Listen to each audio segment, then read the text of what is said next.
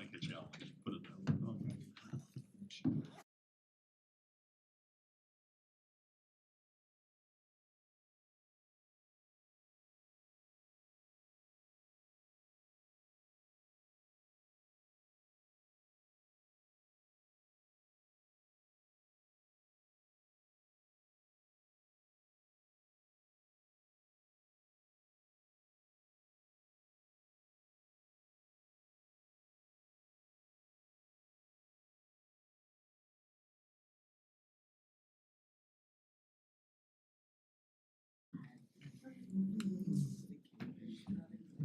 Oh, there's a 3-part water. Oh, yeah? I saw a commercial for it today. I chopped it, it seemed pretty interesting. Yeah. Oh, yeah. Okay. It's good to learn more stuff and maybe not repeat. I'd love to check out the project.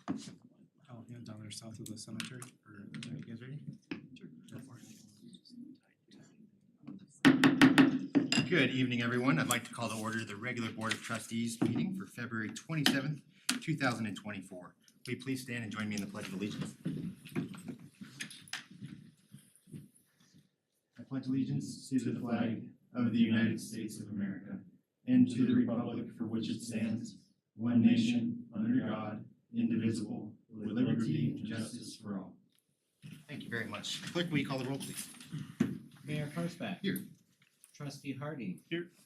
Trustee Murphy. Here. Trustee Ayers. Here. Trustee Kurtz. Here. Mayor Pro Tem Grace and Trustee Albrecht will be absent this evening. Okay, thank you very much. Next on our agenda is citizen participation. This is a chance for the audience members to speak to anything that's not on tonight's agenda. We have two for Richardson Park, which we'll talk about later. One for Wagner. Administrator Kirk, are we talking about Wagner too, as far as the capital project? We'll mention the Arboretum again as Okay. part of the presentation, not in much detail since we went over that in a lot of detail at the last meeting. So we'll move that one over too. So Ms. Roth, Ms. Lincoln, and Ms. Valier, those will be at later times. But we do have Rick Rupp and Brian Lack. So we'll start with Rick Rupp. Rick Rupp, 534 Fifth Street. Thank you. Good evening, everyone. I'm here to talk about a little bit about Huron Lakes. This is a follow-up to an email that I've sent, to the board. Long story short, trying to get more exercise. Totally enjoying the trails around Berthoud. I want to give a special thanks to Keith Knoll for what I'm about, some of the stuff that he's helped me out with right here. Absolutely loved some of the trails around here. Trails south of the high school, fabulous. Been there 4 times in the last week. Totally enjoy it. Stretching my legs a little bit more, went out to Huron Lake. Unfortunately, as you know in the email that I sent you, the first thing I ran into was no trespassing.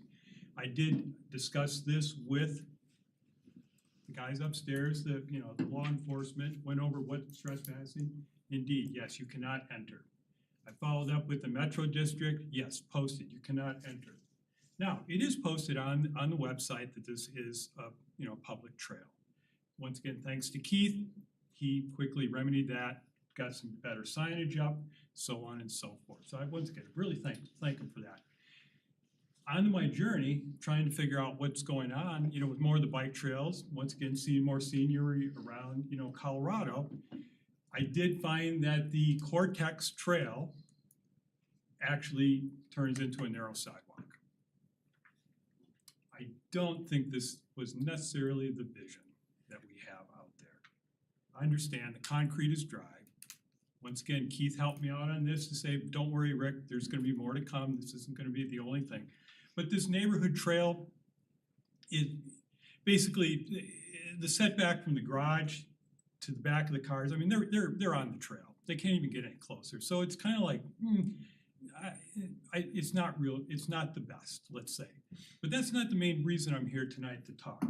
Because when I was trying to gather information out there, I did stop and talk to some of the entities out there. I was told directly that they are turning towards a gated community to close off access. I was told directly that these gates are there to discourage people from coming, okay?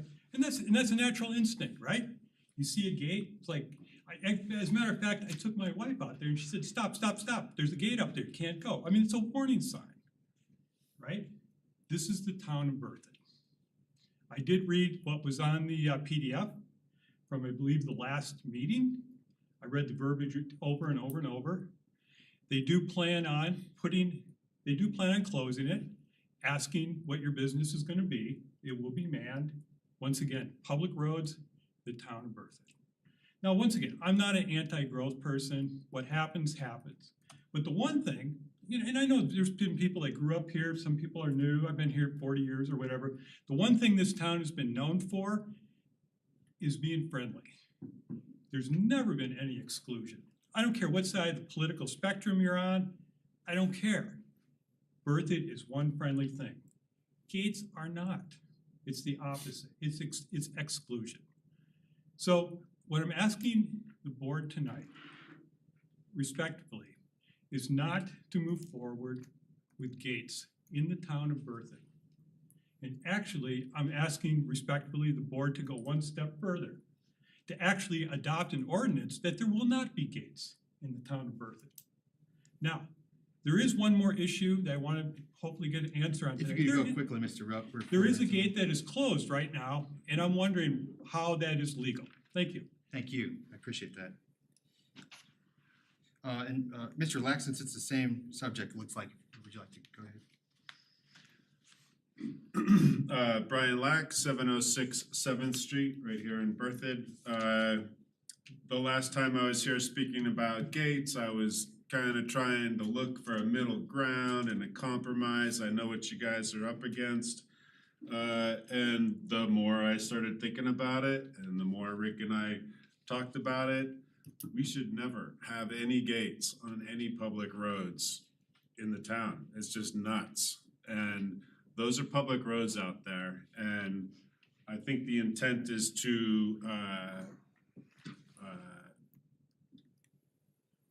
limit access. That's what gates do. And even if one side's open and you have to pass through, I just want to be able to drive around the town of Berthoud.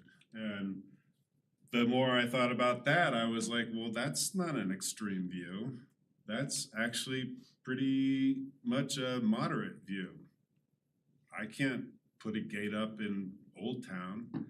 And I think it would also set a very strange precedent for other developments in town that would say, well, they got their gate, we want to put a gate up. So I'm just fully on board with, you know what, this is not what our town is. And my wife, as a massage practice, has people from all walks of life in this town. And the recurring thing is, what a great, friendly little town. And I don't see how gates are gonna help us out in a small community. Thank you very much. Thank you. And that's it for public comment. Administrator Kirk, so I guess we don't have anything in our regulation about no gates or gating. I thought we just didn't allow gates, but I guess that was just like an agreement, but nothing written down on it. Yes, so we talked about this a little bit at the last meeting, or maybe it was 2 meetings ago, but when the Heron Lake subdivision was approved, our community development staff, our prior community development staff was of the opinion that those gates were approved as part of that project. And so over the last year, we've been working on a license agreement with the Heron Lakes Metro District to operate gates. They cannot be locked. They have to open when someone pulls up to them, or anybody has to be let through for any reason, and they can't be excluded. Signs will have to be placed on the gates. Our opinion was that the board had previously approved gates within the Heron Lakes subdivision, and so we had to figure out how to do that. A license agreement seemed like the appropriate way to allow them to do that within public right-of-way. That's what was on your board agenda previously.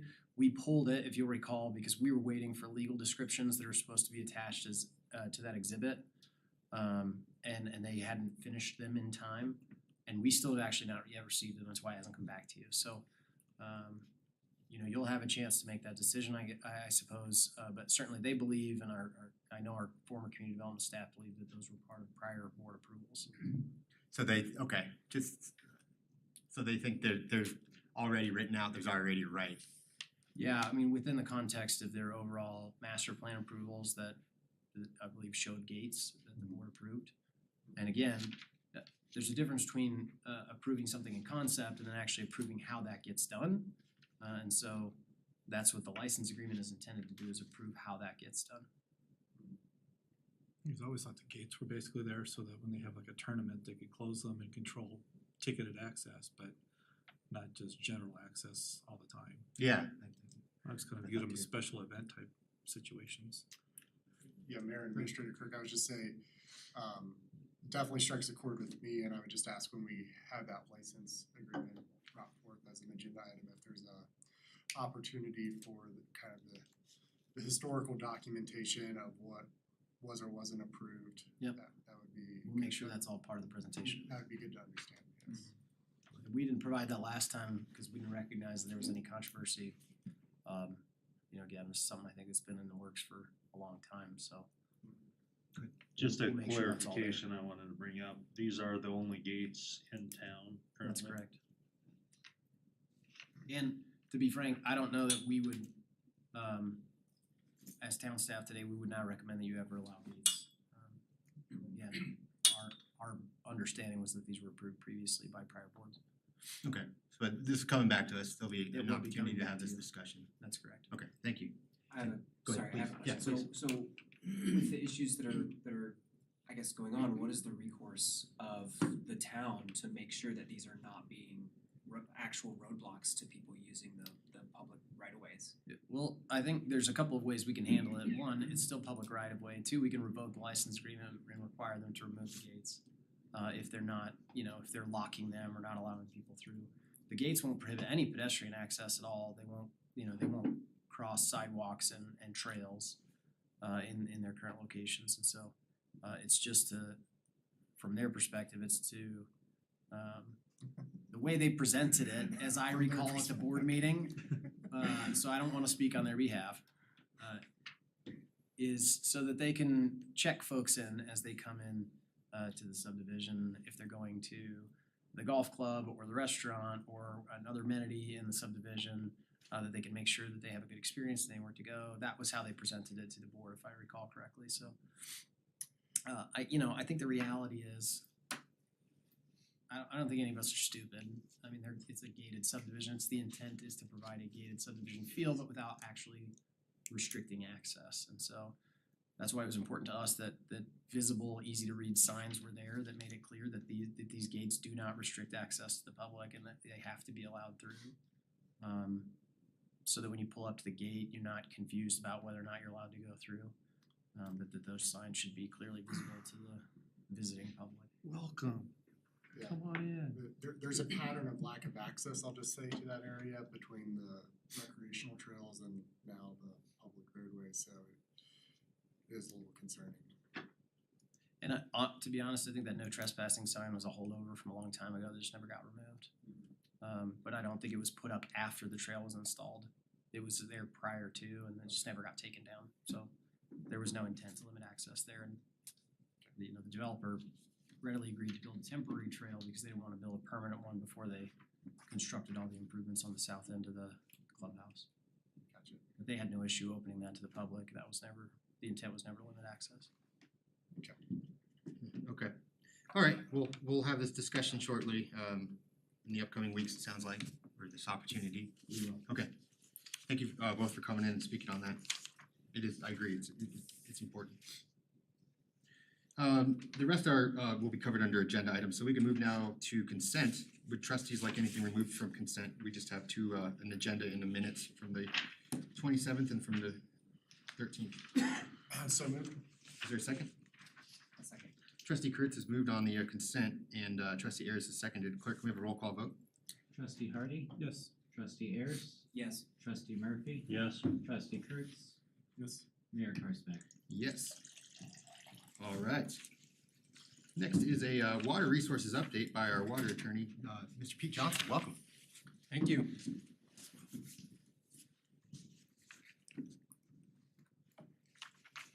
Thanks for coming down. Thank you for having me. It's nice to see you all again. So the gist of this item is kind of a follow-up to the prior two meetings we had, sort of workshopping and going through the town's water dedication policy and potential adjustments to that policy and just our periodic analysis of the town's water supply and demand outlook to inform that policy. And so you may recall one of the results from those work sessions we had was the board had requested that we periodically update what we consider to be sort of a short-term, roughly 5-year water supply and demand outlook, and then report back to the board on that updated outlook and our recommendations for any change in the water dedication policy that results from that updated outlook. So we've accomplished that update since the kind of the midpoint of last year was the last time that outlook was performed. And the updates there were updates on both the supply and demand side of the equation. So the updates on the supply side were the town had some significant water rights acquisitions last year. The town acquired another 50 units in the Colorado Big Thompson project, and then the town also acquired 2 additional Windy Gap units.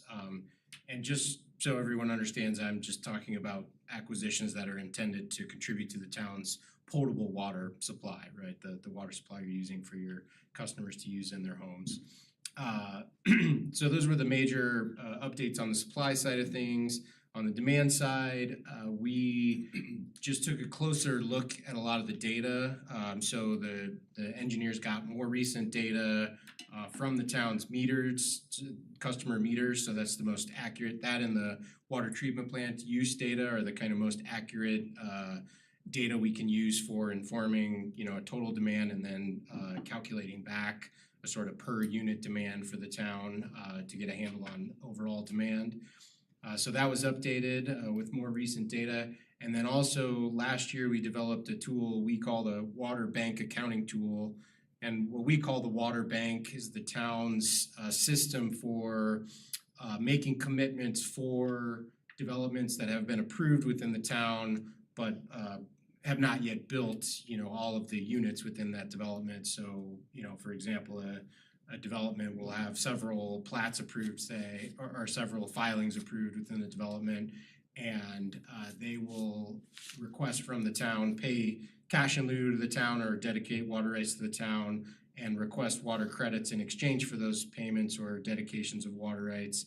And the town will issue a certificate saying you are now entitled to X number of SFEs, which is a single family equivalent, roughly the water use of one residential home within the town.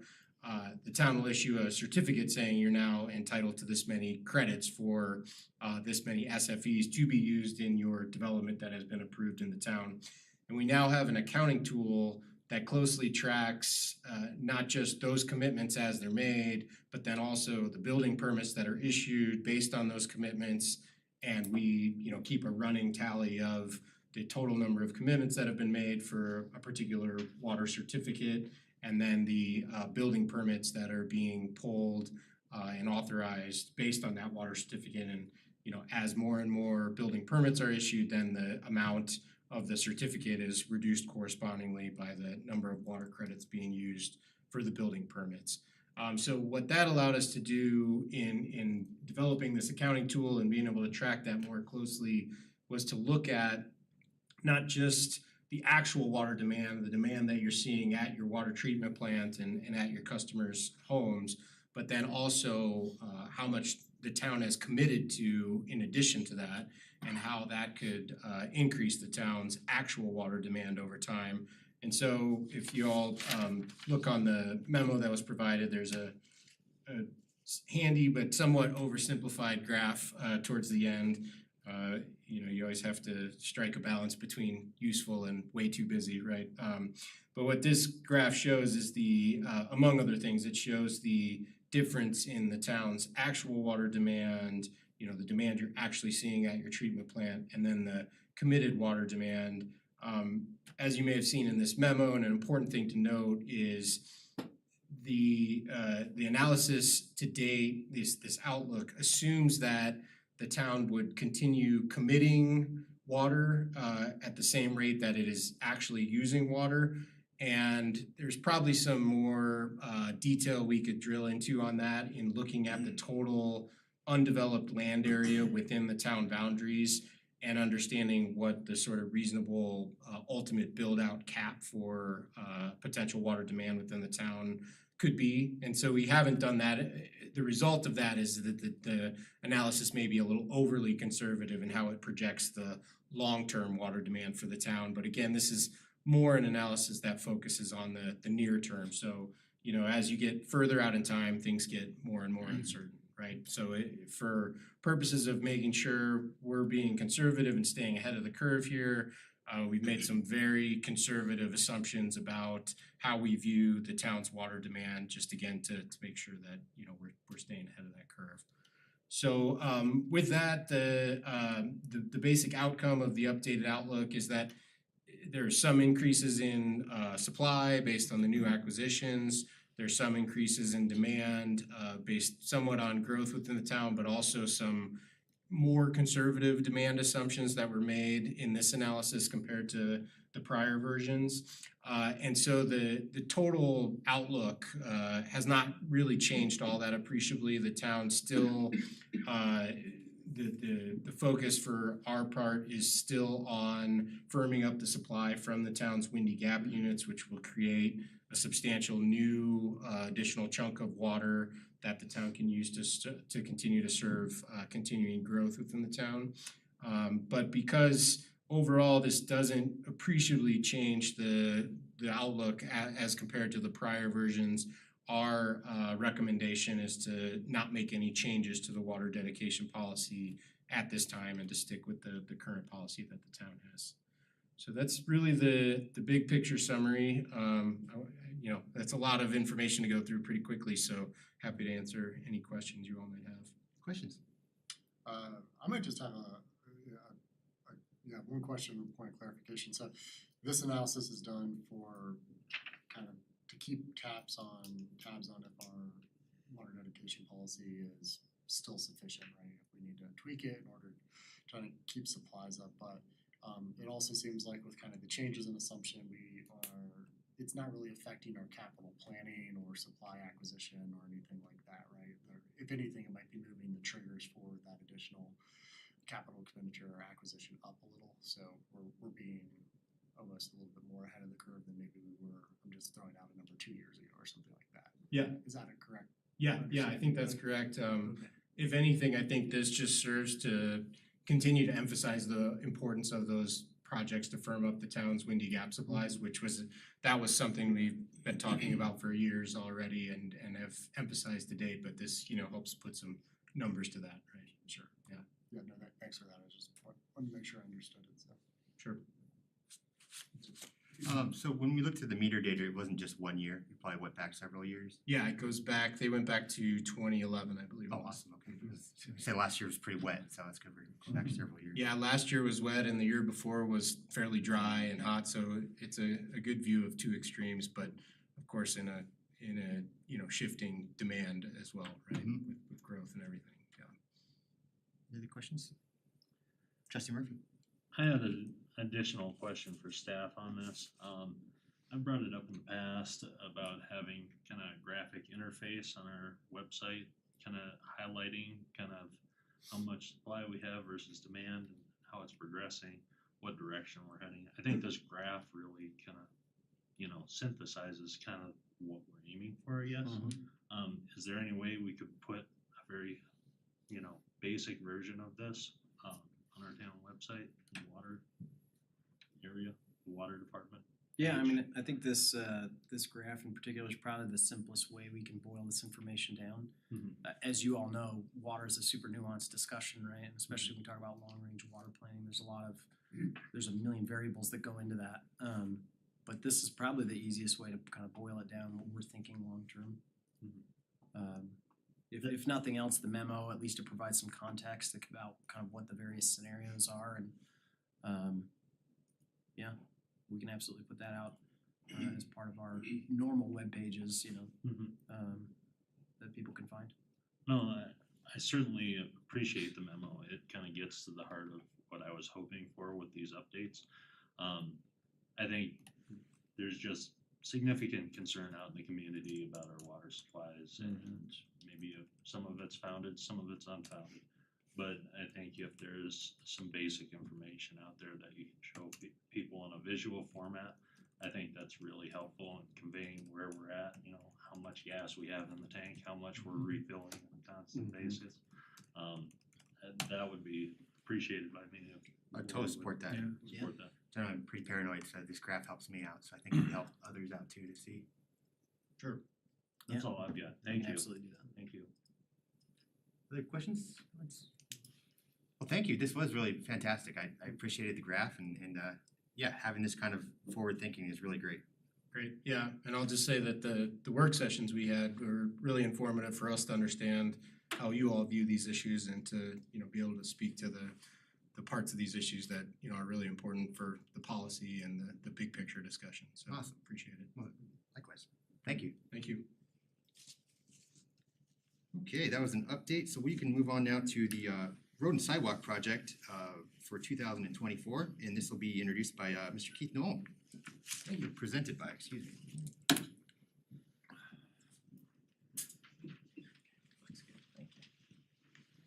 All right, I'm bringing updates for our 5-year road and sidewalk plans and the current, or for the 5-year plans and also the current plans for our 2024 year.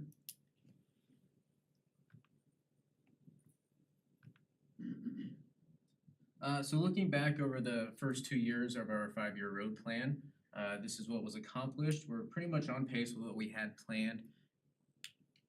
You guys good? Great. Yep, Okay. it's up on the screen. We have bumped a couple roads, County Road 10E and Water Avenue. They had some chip seals planned. We have bumped them to this year. But so far, we're fairly on pace with what we had planned out in the beginning. The roads that you see here that were completed, those were mill and overlays. For 2024 and then looking ahead to 2025 and 26 road improvements wise, and I'll have another map on here that'll kind of have this year's projects laid out with the sidewalk ones as well. The 5-year plan on the right originally looked like what we have there. For 2024, we have a major project in the 2nd Street, south of Welch, a full rebuild, which will handle a majority of the funding for that. There is an extension added in there for Franklin Avenue. There's a gap missing between 1st Street and 2nd Street. There is a handful of kind of maintenance roads on there, 10th Street, Peakview, the Peakview neighborhood, 1st Street, and some of Berthoud Parkway, South Berthoud Parkway. Those roads will see some crack sealing and patching work. And then Water Avenue and County Road 10E, we're gonna try to do some chip seal and patching work along those roads as well. Looking into the future of 2025 and 26, most of these smaller segments seem like they'll fit in there and stay. We do need to do a little more research on Spartan Avenue because it's listed on here. We need to assess that a little further to see how we want to fit that in there, if we do want to do anything with that next year or not. And then in 2026 we have South Berthoud Parkway on there. South Berthoud Parkway, it's a little tough for planning right now because we have a major development possibly happening on the road. So we just need to assess those 2 major roadways and possibly add more in here as we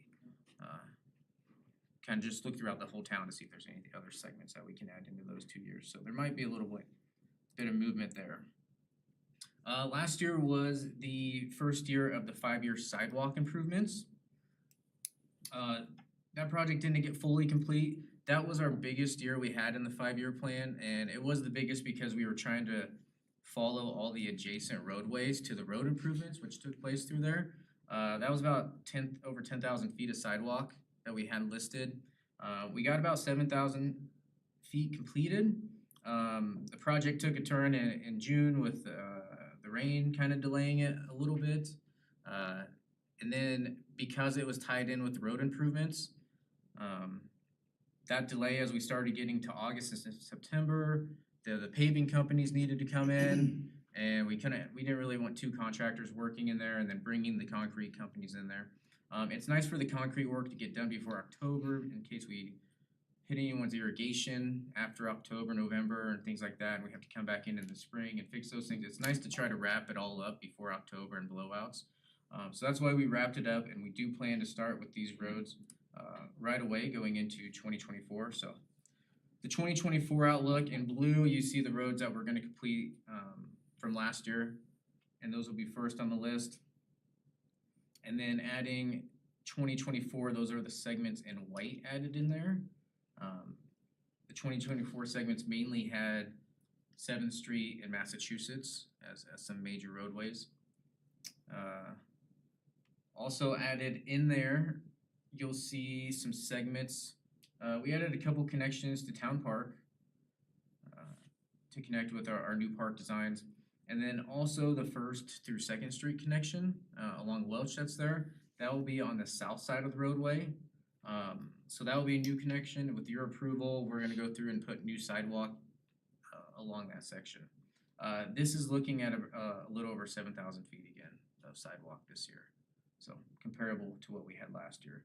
What will be nice is we don't have the asphalt companies coming in that, behind us, which we had to plan for last year. The whole 5-year plan as a whole looked like this. We're still on pace to try to continue with this 5-year plan as we see. So looking into 2024 laid out on this, you guys have a little delay on yours? Okay, there we go. We are going to bid these projects out, 3 invitations for bids. That way we can get contractors that specialize in these certain aspects and also gets us better competitive bidding. For the concrete, you can see it's kind of labeled there in blue on the map. What I explained is the leftover from 2023 and then the new projects for the 2024. The red areas on the map, those are the areas that are gonna get some patching, some crack sealing throughout them. And we'll also include them with the green areas are the chip sealing roads. Those also get patched and crack sealed. Last on there, you should see 2nd Street, Franklin Avenue, and Bertha Parkway are also labeled on the map for improvement. So we'll be throughout town trying to hopefully accomplish these things. I do want to bring up 2nd Street because it is a full reconstruction, and the current layout of 2nd Street has issues. It's an extremely flat roadway. It's also extremely wide. The width of the street ranges from 46 feet to about 56 feet. A typical cross section that with new roadways that we try to complete are about 38 feet wide. So our goal is to narrow 2nd Street and add gutters along both sides, and that would improve the drainage on the street, actually send the flow of water to the end of 2nd Street, to the south side where we have an inlet that could take in that water. So on this graphic here, you can see the 2 cross sections. The slope changes a little bit as you get south of Indiana on the second half. And that is mainly because the sidewalks on either side of the roadways are at different elevations, and that's why we had to go from 2% slope to 1 to 4% slope. So either way, we're still getting a crown on the road. It will shed water to the gutters, and then the gutters will take the water to the south.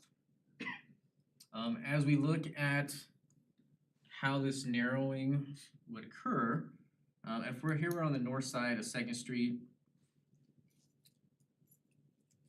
there is currently a curb right here. This is where, as you can see on this image, 2nd Street just kind of widens out. Now, the north side already has brand new sidewalk that was done in the last 5 years. It already has a curve there as well. To your left of that marker, is that Welch? This is Welch, yes. Okay, thanks. So this west portion of 2nd Street, we would basically just run this curb and we turn this into a rollover curb down to the end of this portion of 2nd Street. You would have a rollover curb, and then in between there would be we're proposing like a rock area, 2-3 inch rock gravel area. The driveways that are currently there would be extended out, and behind here would remain but the 3-foot sidewalk that's already part of those areas. These rock areas would be maintained then by the property owners. A tree lawn would be ideal there, but since they're mobile homes, they have to move in and out possibly, so tree lawns don't really work there. With this gravel, we still have something that can be homes can be maneuvered on and out as needed. And then honestly, they can really decide what they wanna do in there past that, but we're proposing as a town that we would put gravel in there. So as we move further south, the road widens, this is where it gets to about 56 feet wide. So both sides, once we get south of Indiana, would be narrowed in. Again, this narrowing still allows parking on the road on both sides and 2 travel lanes. So it can still hold, that's how wide the road is. It's the drainage would then continue to flow down to the south portion to an inlet down here. I've spoken with the 3 of the 4 managers for the mobile home areas and owners and so forth. The concerns are mainly the drainage, just ensuring the drainage is gonna work properly, which we feel at this time there is no drainage on the roadways, so we think we're gonna improve it in some way, and of course, we're gonna try to make sure we're not draining anything towards the property, so. They've asked about adding some speed humps, which are like a speed bump, some lighter ones down the roadways, which we're gonna look into. They've asked about the types of rocks and ensured we were gonna use weed barrier. The concerns right now, I don't think are major concerns to where we should hold up posting this for bid. I've sent these concerns, we're working through them with Baseline to make sure everything's something that they'll be happy with, but I think we can still put it out for bid. And then if there's anything to adjust with the plans, we can do that with the contractor. So with that, with Second Street, that's really the end of this presentation. So what we're looking for is the approval to take these projects out for bid. So were there any other discussion besides gravel in that tree lawn area? What about, you know, like a stamped concrete or, cause right now it looks like there's some yard there, if they wanted to extend their yard, could they extend their yard or maybe even make the sidewalk fatter and make them like little parklets so that they could still, and then the street would still remain I think open? the simple answer is they'll be able to landscape or modify that within the right of way. Some people, I think there are people who would not want concrete, stamped concrete, there are other people who don't want gravel. Yeah, just the gravel is what I'm getting, I'm like, We can use a more decorative rock. I think when we talk about gravel, we're not talking about like road base, you know, we're talking about something a little more attractive and so I think we can decide what's an appropriate treatment for those. As Keith mentioned, you know, that's how they pull the mobile homes in and out. So if one's gonna be moved or replaced, like we can't plant trees there and things that'll create obstructions to being able to move those out in the future. But folks, just like their front yard, will have the opportunity to, I mean, you can modify your current tree lawn at your house now if you have one, even though that's within the right of way, and that the same would hold true here. so they could opt to not have the rock there and extend their lawn. I think our preference would be to do the same treatment all the way down the street. The simplest is, you know, weed fabric and decorative rock of some kind.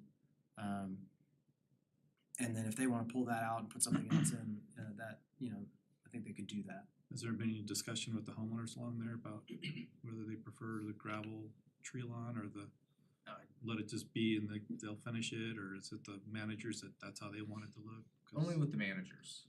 And it's mixed reactions on the rock there.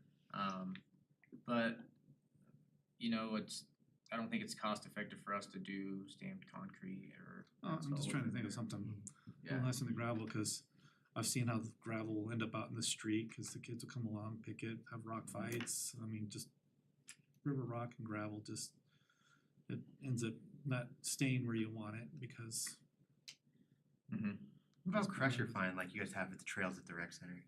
Some have mentioned crusher fines as a Those look possible nice. thing. So I don't have an issue talking with these managers of these areas, cause maybe one wants a different color and then that's one way they'll separate their looks. I think if they're all within the same price, I would expect they would be, so we can work through that a little bit. Cause I mean, the win-win here is the street's gonna get done. But I also don't wanna do anything that just, I mean, trailer parks always get a bad rap for not looking nice. And I don't wanna just go in there and just kinda like feel like we just did the cheapest thing possible without any input from the citizens that are living there.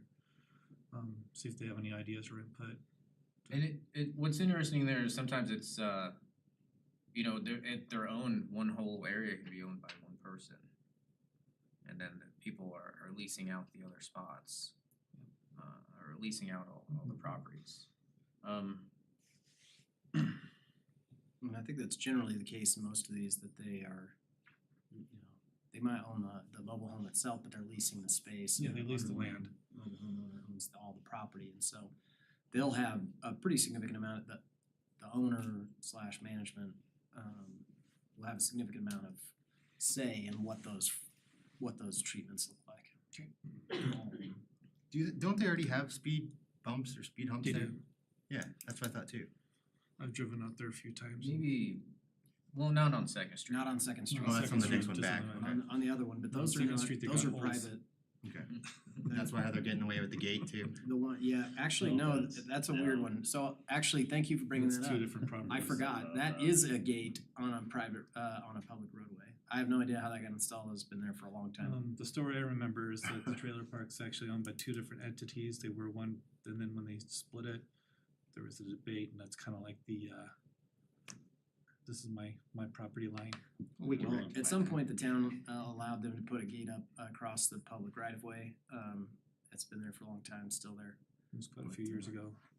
In any case, the rest of those roads, in the mobile home area to the east of Second Street, those are private roads, those aren't public.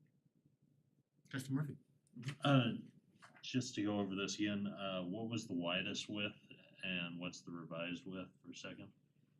So I think in this area, listed right here, it's about 56 feet wide. Yep. If we go up to the cross section, it would become about 38, 39 feet wide. And basically what that gives is two 11-foot travel lanes and two 8-foot parking lanes on either side of the road. 11 feet is a decently wide travel lane. I mean, you can go down to 10, and that feels pretty narrow.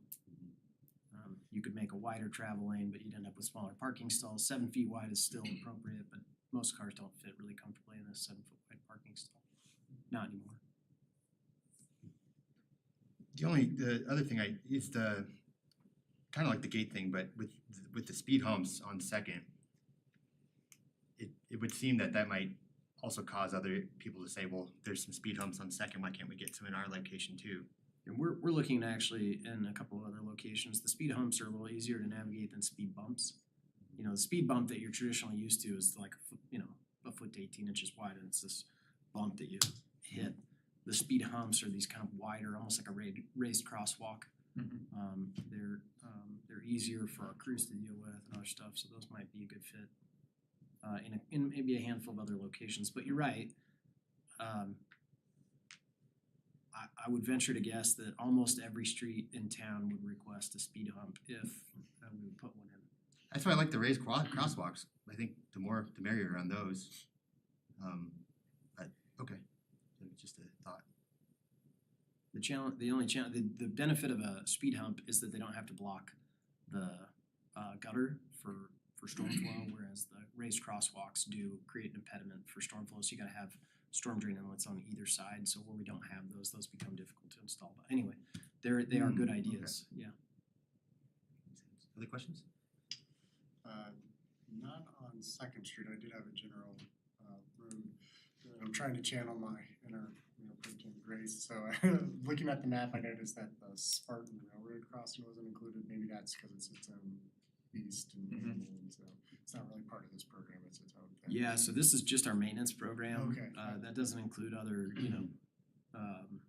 new capital projects, expansions of roadway, or the Spartan Avenue crossing. Okay, gotcha. Could you go back to the slide of the sidewalks? So I think there was a line in white that I didn't see. Okay, thanks. Okay, just curious. Thank you.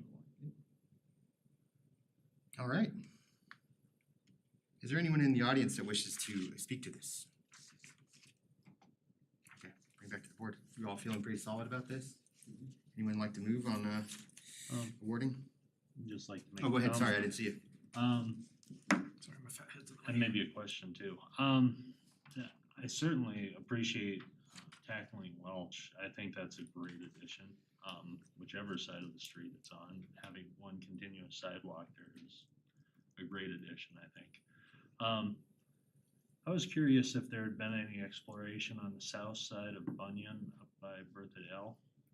We've got overhead power lines up there on that section. There's no sidewalk on the south side, and there's kind of a ditch there as well. Is that something that staff could tackle by just exploring that from a, I guess it'd be right of way with Excel or whoever owns those overhead lines there, for a sidewalk addition possibly in the future? So that's the south side, so after you pass South side of Sixth Street or Sixth Bunyan, Street from Place. Fourth over to Six. Sixth. Okay. No, there's no curb, there's no sidewalk. So next year we do plan to go down Bunyan for some road improvements, so we can look Okay. into that. Yeah. At that point. That was my curiosity. Not that we'd move on that this year, but if it had been explored.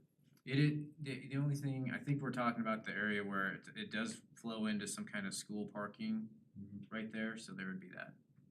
I think we're talking about that area, right? Like right next to it is just a blank lot, right? Yeah, Yeah. no, it's an empty lot on the south side of Berthadale right now.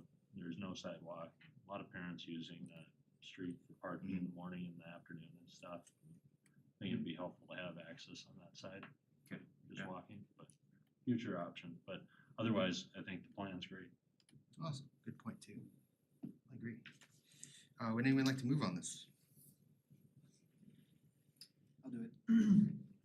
I move to direct staff to proceed with soliciting bids for the 2024 road and sidewalk projects. Is there a second? So, yeah. All right. Trustee Ayers has moved on this. Trustee Murphy has seconded. Is there any final discussion from the board? All right, clerk, can we roll call vote on this? Trustee Kurtz, Yes. trustee Hardy, Yes. trustee Murphy, Yes. trustee Ayers, Yes. Mayor Karspeck. Yes. Thank you. I'm gonna stick around. All right.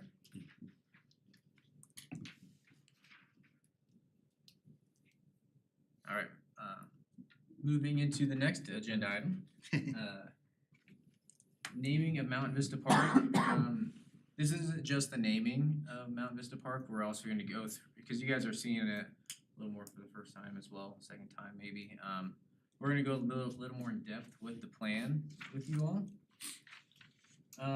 So going back to the 2018 master plan, which listed out, this is the plan staff has been working with the board on and the Port Committee, which laid out the planning of the amenities in multiple park properties. For this property, we are talking about what we call Richardson Park, which is north of Loveland Reservoir. The original master plan had this area slated for a bike park along the west side, which is constructed. And then this north side, which we're gonna focus mainly on today, included athletic fields, ball fields, multi-purpose fields, and a playground, possible water access as well. So at the moment, the current design for this property looks like this. Staff has been working through multiple designs in trying to bring this project into something that can be phased out and budgeted for over multiple phases. It includes 6 ball fields, which would be artificial turf. It includes a playground area, large feature playground area, and then a water park area down below. Phased out, this project could look something like this, and we can get to later on the price of the phasing and the years in the phasing. But at the moment, it seems that phase one would include the north portion of the park, and typically when you do the construction, you're starting on north and you're working south.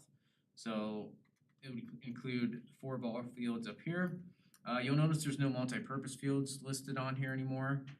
With the construction of Wagner, we at the moment, we hit the multi-purpose field needs that we have for the town. We actually stopped using other parks. So we still have Vine open for multi-purpose use, Pioneer as well. And being artificial turf fields, they could be used as multi-purpose fields as well because there's no difference between the infield and the outfield, possibly. So you'll see there's pink down here because that would be the irrigation system that would be installed as well, as we'd be pulling non-potable water from Loveland Reservoir for the sites. The water would be used for the ornamental, for the trees. It'd also be used to cool down the artificial turf fields. The second phase would include more ball fields, the playground, the parking, and then the third phase would be the water park area. So here are some renderings. These are older renderings from where you can still see there's multi-purpose fields involved there. As staff's been working through and shifting the design around,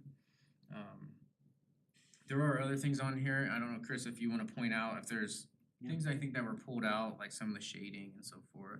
Yeah, maybe I'll just, if the board doesn't mind briefly, so when we did the Parks Master Plan in 2018, just as a quick refresher, the idea was Wagner Farm Park first, Town Park, Bike Park second, and then Richardson Park third. When we did that initial, some really high level cost estimates back in 2018, we thought that Richardson Park in total might cost $26 million. It did not include outdoor aquatics in the 2018 master plan. We really didn't have outdoor aquatics planned anywhere except at the rec center, and we made an intentional choice, as you all know, to make that an indoor aquatics facility when we built that facility. But so we didn't have outdoor aquatics here planned. We also felt like this was a great location for it, and we should try to bring that back into the design for kind of a larger regional aquatics destination. But when we went to go start design, we knew that costs had increased, and the designer at the time thought that it was likely to be somewhere in the $38 to $42 million total range, not for phase one, but for kind of the total project at Richardson. At about the 60% design phase, we brought in FCI constructors who built the rec center for us. We paid them to do a really detailed cost estimate. I mean, they called subs. They basically kind of bid the project for us. And they said, well, this looks more like a $90 million project. That kind of jives with the unfortunate reality that most of our projects have doubled in cost in the last 18 months from what we originally estimated to what they're actually costing. That's started to come down, and now our estimating is caught up, so we're doing a better job now of making sure that we get those numbers right ahead of time. But, you know, we got caught in the middle of this massive inflation, and that was especially true in construction in Colorado. So one of the reasons why we made some significant changes to these renderings in terms of total layout was to reduce costs. So, you know, there's a handful of items here that you probably never notice, and, you know, I'll just point out a couple. But like in the center of the ball fields, the idea was to have this tall silo that was kind of an iconic piece of the park. It would be able to have some signage, maybe some cool down lighting on some, sports players on the side, and a sign that introduces you to the park. But that 40-foot tall silo was a very expensive addition, but without any real functionality. And so what we did is we went through and did a value engineering exercise to say, how can we make this park still function incredibly and eliminate a lot of what I would call the lipstick, right? The stuff that looks really great but doesn't necessarily serve a functional purpose. And so you'll see, Keith has some cool renderings of kind of the updated concept of that particular concession structure in the center of the ball fields. Outside of that, we were actually able to do some some unique things. We changed concrete surfacing, so instead of like a decorative stamped concrete, we might go to a brushed finished colored concrete that's just a lot less expensive to install. We took areas where we had, maybe 400 trees and cut it to 200 trees. Landscaping is a, $8 million bill. Those are very expensive, but those are easy things to cut out. And I think when you go to visit a park, you have no idea if there was supposed to be 400 trees or 200 trees. You just see 200 trees.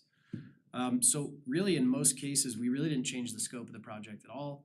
As we went through and did those value engineering exercises, these renderings of the playground are still generally representative of exactly what's planned. The aquatics facility programming didn't change, but we did find some creative ways to condense amenities and to move them into the right places, to limit piping and pumping and other things that would increase costs fairly substantially. And so it was really helpful to have the general contractor, not necessarily the one that will build, but a general contractor that we trust to be able to come in and provide some really solid construction advice for how to save some money. So this is that concession building that I mentioned. So it gets, in terms of total square footage, it's actually larger, but it looks much smaller than that, 40-foot tall silo that was planned originally, but still has a really cool feel. If it did the silo, you could have climbing walls. You could. But that silo was probably somewhere in the 800 to 800,000, 1.2 million range. You talked to David Lamb across 287. They've been trying to get rid of that for a while. Oh, really? That real one. Maybe we could just move it across the Maybe we street. just move it, yeah. But that one we just showed you is probably more like 200, so it's significantly less expensive. Build the silo and then get some cell phone company to put a tower on it and we can make revenue off of it. Maybe so. Gotta find a way to have it return, get a return on investment. One big question, if it's time for, Are you still going or? Still going. still go. Yeah. Back to Keith. Thank you. So through the process, Port has seen the plans as they've changed. Now, Port doesn't get an opportunity to like shift ball fields and so forth. When something kind of changes within the plans, we try to bring that up to see if it still seems like the fit for the property. And we also talked about phasing with Port as well. Concerns that were brought up throughout the process have continued to be the artificial turf and the worry that it gets too hot in the summertime. These fields are being proposed to have irrigation in them that can be turned on between games to water the fields, I believe within minutes, to add some water and cool those down. The infield material would not be the old kind of rubber style material, but kind of more of a natural material. That new natural infill material is actually on average 20 or 30 degrees cooler than the old black rubber. That stuff is gross. It's bouncy. It doesn't play naturally like a real baseball field. But there's a couple different kinds. Some are cocoa husks, and some are like coconut shell fiber. There's all kinds of different ones, but they're cooler and they actually play much more realistically than they play like a real natural grass or natural dirt infield than the old rubber style. So you get the benefit of not having a bunch of rubber and the possibilities of that just leaching, rubber toxins into the ground. You get dramatically lower heat and you get better playability. So we feel like that could be a good option for us. So it's not the cancer causing kind. I will not say whether something causes cancer or not, but I think the real benefit of artificial turf, as Keith mentioned before, is that because there's no change in infield and outfield material, they can function as multi-purpose fields. You can just there's temporary striping you can put on artificial turf to do baseball fields or lacrosse fields or soccer fields, and larger fields can accommodate like a full-size soccer field in the outfield or a flag football field or those kinds of things. So there's some functionality there. The other real benefit is that as soon as it rains, you can play on them in about 30 minutes, barring torrential downpours that don't stop. But if it rains hard, you can take an inch of rain and it'll be gone in less than 30 minutes and you can resume play. You cannot do that on grass and dirt. And typically that means we shut those fields down for days. And you also don't have to worry about the grass getting trashed, so you can run practices and games out there, you know, for 15 hours a day without worrying about the grass being damaged and destroyed, which does get damaged and destroyed when you run that many games on natural grass. So anyway, just Don't have to mow it or water. that's some of our thought process. And yeah, a big part of the maintenance and you know, Keith, I think we'll attest to this, a big part of the maintenance is taking care of the infields and striping. And so artificial turf, you obviously don't have to deal with any of that. So it reduces maintenance dramatically. So I have a question. Cheers. So the infield wouldn't be separate dirt sections for the actual base path, it would be a different color. It'd be a different color turf. Interesting. Yeah, no, ideally it'd be good to have, with field, it'd be good to have artificial fields in our inventory, and for all the reasons Administrator Kirk said, I mean, the number of times it rains in the morning and it's sunny in the afternoon and you can't hold games on it still and they get canceled, so these fields would be able to be usable and they'd be able to accomplish their programs throughout.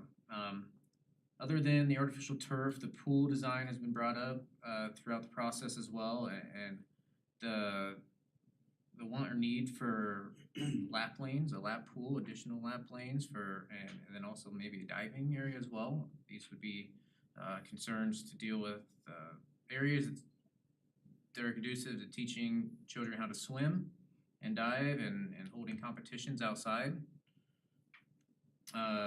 Bike park connectivity and parking, there is kind of a gap in this area right now. This area is could be developed, and it makes sense to kind of stop the parking here and not bring it around until we know what's gonna go right here. So there is still a pathway from here where parking could be utilized to get down to the bike park. And then lastly, Port had discussed putting this out as a public survey, similar to how the Arboretum went out. It's a large amenity, it's a expensive amenity. Part of the ones were from 2018, and they were just wanting to make sure the community still wanted those things, or those were the top amenities the community still wanted and needed, thought they needed. So, putting out that public survey for them to comment on. So moving into the naming process though with Port, we met with Port 3 times on this. We started last February. We kind of came in with some names that the designers had come up with, some of the staff names. We floated those around. None of them really stuck. It was kind of asked to look into the historical nature of the property. So we reached out to the Berthoud Historical Society and Mark French, and he kind of did a little write-up at that point. His suggestions were Handy Park or Handy P Park for the site. At that moment, the committee members weren't really committed to the Handy name and were still open to other suggestions. We just didn't make a choice at that time. In November, we brought back a handful of names: Mountain Vista Park, Grassroots Park, Eagle Ridge, and Reservoir Ridge. These are just names that were floating around that kept sticking with staff and the consultants. Port was asked to kind of vote on those names. After the initial vote, Mountain Vista was the top ranking, but there was a couple write-ins for Handy Park and Berthoud Community Park, so we did a second vote that included those names. At that point, it was Mountain Vista Community Park was kind of chosen as the name. As staff, we shortened that down to Mountain Vista Park, and we've been calling it MVP, and we think that fits very well for the athletic fields out there on the site, so that's why I shortened it there. And we started including that in some of the renderings as well. So that'd be the end of the presentation on Mount Vista Richardson Park as it is now. So we'll open it up to questions and comments from you all. Thank you. Questions, trustees? Trustee Hardy. So what's the plan for future soccer fields? So right now, we have enough soccer fields between Wagner Farm Park, Vine Park, and Pioneer Park. As Keith mentioned, with the number of fields we were able to construct at Wagner, we have significantly more than we need currently for our programming, and we have a lot of room for growth. And that's with not using Vine Park anymore and not using Pioneer. So Vine and Pioneer used to be our only soccer fields. That's where all of our soccer programming took place. Now all of our soccer programming takes place at Wagner, and we don't have that demand at Vine and Pioneer. So as you know, if at some point we get overwhelmed at Wagner we will have the ability to kind of add programming back to Vine Park and to Pioneer, but we don't have to do that right now. We have a lot of excess capacity. And then the, 160 also maybe gonna have soccer programming and whatever that central community park was. Berthoud 160, which is the trails at Creekview Yeah, sorry, on sure. South Berthoud Parkway, down to, is it 4E? Yeah. It does have big enough space that's planned for soccer there. So, you know, you have another kind of neighborhood soccer field that could be used for practices. We won't, you know, now that we have Wagner, we don't need to run games in neighborhoods anymore. So like Collins Park used to be our flag football location. That was kind of a challenging. You have a lot of folks coming there all day Saturday from all over the community in the middle of the neighborhood. We don't have to do that anymore either. So we can actually run all of our soccer programming and flag football at the same time at Wagner, and have enough room. and then back to my artificial turf comment, question.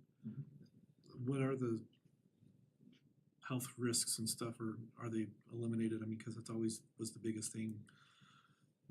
Not too long ago with all the soccer fields and lacrosse fields that had the black rubber stuff, or there were high causes of health issues along with cancer and stuff. Is there any new reporting or statistics that kind of back up that this is not gonna be a health concern? I think it depends on who you ask. Alright, So I mean, I think that there are studies that say that there's potential health risks. I don't know any that are like confirmed health risks, but certainly there may be some indication that especially the old black rubber had something to do with that. The artificial turf companies will tell you there's no evidence that there's any health risks associated with. okay. So depends on who you ask. And then a lot of chatter today about the pool out there. Seems like water parks kind of come and go, but square pools are always kind of a good mainstay. Swim team in the area is still wanting competition style type setup. Diving is also being requested. Something that we talked about when we were talking about the pool at the rec center back in the day was, could we be able to cover it so that we could use it in the winter time for winter competitions and then just winter use? Has that been looked at or considered? The other thing that kind of came up with the rec center with parents that like to take their kids out to the pools, they had to pay to get in. Has there been some consideration on the design in a way that parents could have a watching area to where they may not swim, but they can still at least feel like they're there hanging out with their kids and not have to pay a fee, and then staff doesn't have to worry about mom or dad slipping into the pool, you know, getting around that whole thing, because I think that's kind of the thing that's trying to prevent, but then some parents or grandparents don't even wanna hit the pool, they just wanna be there and sit in the lawn chair and watch their kids in the pool. So has there been some design considerations for that as well? So in this particular design, no. This is not designed to be the kind of place where you could just come and hang out. It's not any different than the way that it's not set up any differently than the rec center or the old town park pool that was gated and they had to pay to get into. And so that really just becomes a policy decision. You know, at the rec center, it's a little different. Here, it wouldn't be as big of a deal to allow somebody to come in, I think, and you know, it's a management issue, but somebody that's clearly not dressed to go to the pool, they can change because there's locker rooms. They could just say, I'm not planning to swim and I don't want to pay the money to get in, and then change and go swim anyway. At the rec center, it's a little different because you could go off and lift weights or, you know, play basketball in the gym, and other people who paid to get in that day to go lift weights or, you know, shoot hoops in the gym or whatever. They're the ones kind of losing out. So, you know, again, I think it's just a policy decision. Our policy from the beginning of the rec center has been if you were there for a game, or like if you're a parent of a kid in swim lessons, that's different. We don't charge those folks to get in. But if you're coming to open swim, then we ask everybody to pay as they come in. Yeah, cause I remember just at the old town pool, I remember seeing all the time, parents or grandparents sitting in lawn chairs just outside the fence area, cause they weren't allowed in, but they could at least still sit nearby in the viewing area. But then some of that policy would change and they'd let them come in and sit inside, you know, so that they'd at least be able to hang out with them inside the pool, but I know This- that was This facility is very concern. large, Yeah. so it's not really conducive to sitting outside the fence. And so, other than that, the entire facility is fenced. but it hasn't been built yet, so that's what I'm asking. You Can we- guys we can tell consider us to do something whatever you that want. we can create a lounge area for non-paying people that they can still feel like they're poolside and they can still watch their kids or grandkids swim in the pool and not be tempted to. The reality is it's not a problem very often, Okay. and so, you know, we could do that. We could also just let people come in that said they weren't planning to swim and trust them to be honest. Give them a bracelet or something. Not really like an Yeah, I mean, we could. Put a shot Yeah. collar on their wrist so when they can just get zapped. Big X, like there's. One thing that I did wanna bring up, since we're talking about the pool, so the original plan at the rec center, did include pumping and piping for an aquatics expansion to the south of the indoor aquatics. That could be an outdoor pool. You may recall this, you know, the trustees that were on the board at the time may recall this discussion, with the rec center, but flat water pools are very expensive to operate, especially in Colorado because they are only open for a couple of months out of the year and they don't typically generate a lot of revenue. And so, when I say flat water, that's the square lap pools. We didn't feel like at the time that we needed it for the town's programming. You know, like my personal anecdote, my son is on the town of Berthoud rec swim team and they have a great time and it works for practice for them. It does not work for meets, but building an outdoor 6-lane lap pool to host 1 or 2 meets a summer also seems like an expense that's probably unnecessary. There are 1, 2, 3, 4 6-lane lap pools planned in subdivisions in the community, and we've already had conversations with 2 of them about the town using it to run the town swim programs in the summertime outdoors, so we'll still have that opportunity or amenity for town programming. And so in the case where we could have worked out a deal for a competition pool with the school district, I think that still would have made a lot of sense. And as the trustees that were on the board at the time, maybe the rest know, the school district wasn't interested in doing that to support their programming. And so, yeah, so we do have the That's option for six the, pools coming up. They could yeah, so potentially there, act as that. That'd be there's an great. existing 6-lane lap pool at Heritage Ridge. We've talked to them about running swim team, but they didn't design it to include a deep end or an end that's deep enough for diving. So they could absolutely, the kids could run practice out there, no problem, for swim team, but they just couldn't practice diving. The Farmstead subdivision will have a lap pool as well. It will have a deep end suitable for diving. Vantage subdivision has a 6-lane lap pool that will be constructed. And I honestly can't recall if that one has a deep end for diving, but the Trails at Creekview project on the south end of Berthoud Parkway we talked about a minute ago also has a 6-lane lap pool that will be suitable for swim team and diving. So Well, the 360, the big park in the central. I thought that's a pool there. I just can't remember how big it was. that Berthoud 160, Yeah. that's the Trails at Creekview. It's the same Okay. project. They used to call it the Berthoud 160 project when it kind of first came through the process, but it's Trails at Creekview. Okay. But it was, so to get back, it was originally thought out for the south side as a possibility, so the infrastructure's somewhat There there. is infrastructure there. You know, obviously we'd have to build a pool. Right. But yeah, there is infrastructure there. There's more than enough room for a 6-lane lap pool and a very large deck and a whole bunch of outdoor space. I mean, it's a very large space south of the existing aquatics facility, but we did include future piping, knowing that there was probably likely to be some outdoor aquatics expansion south of the indoor, whether that was a recreational pool, whether that was a splash pad just where the kids could go out and play in the summertime, whether that was a 6-lane Well, and I remember even competition talking pool that about only operates in the having it summer. be a building extension to where the pool could potentially be covered, like they have a gym floor come out and then they'd open up and you'd have a pool. Yeah, But that's like super those are expensive. That's our those covered are dome. significantly Wembley more Stadium. complicated We than never it got, sounds, yeah, so that's probably not something we wanna do. Yeah, but Yeah, cause there's, one of the discussions. I mean, there's community members too, probably that want to, not just the school district, but more swim area. Do you think? That, would they have the opportunity to work out deals? Could we work out deals for the public? Yeah, so actually that's been part of our conversation is if we're able to use those pools for our swim team programming in the summertime for the couple months a year that they're open, then we would also work out a deal where town residents could easily get passes. And as you all know, the metro districts are technically supposed to allow for public access to their pools, and they can charge a fee for that that's commensurate with what people that are living in the subdivision are paying through their property taxes. And so that can be kind of expensive. Yeah. And so people don't wanna do that, but that is legal for them to do. But if we interceded in a particular pool that worked for our programming needs, then we would also work out a deal where we could share some of that value to the community.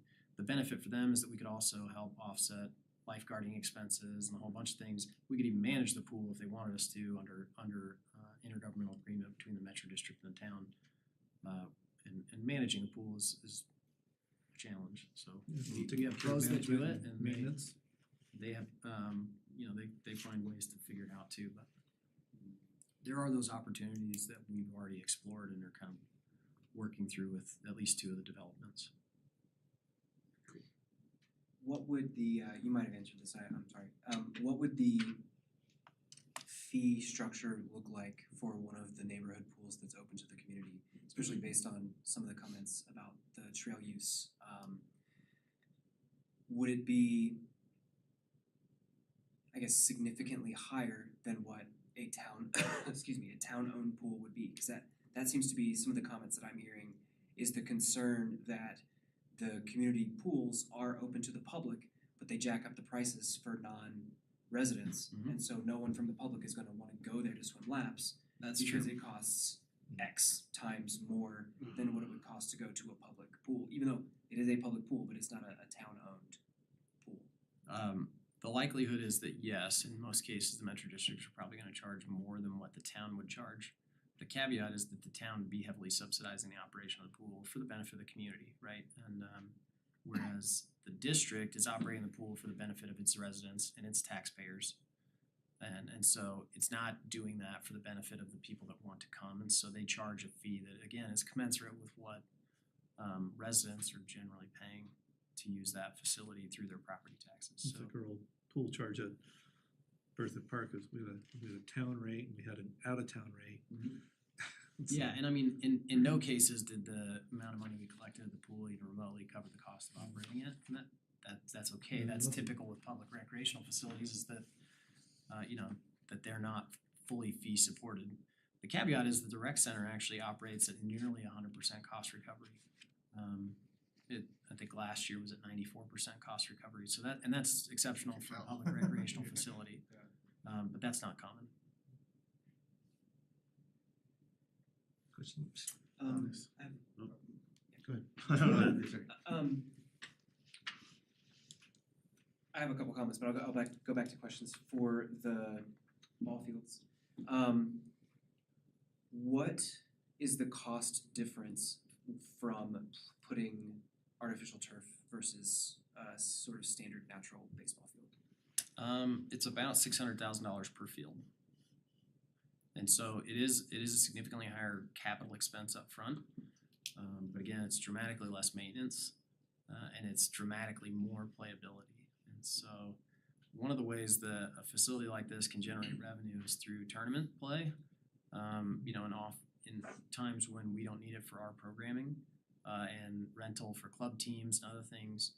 And so in all the instances where we can raise additional revenue through use fees and rental fees, we want to do that for a facility that if it's not being used.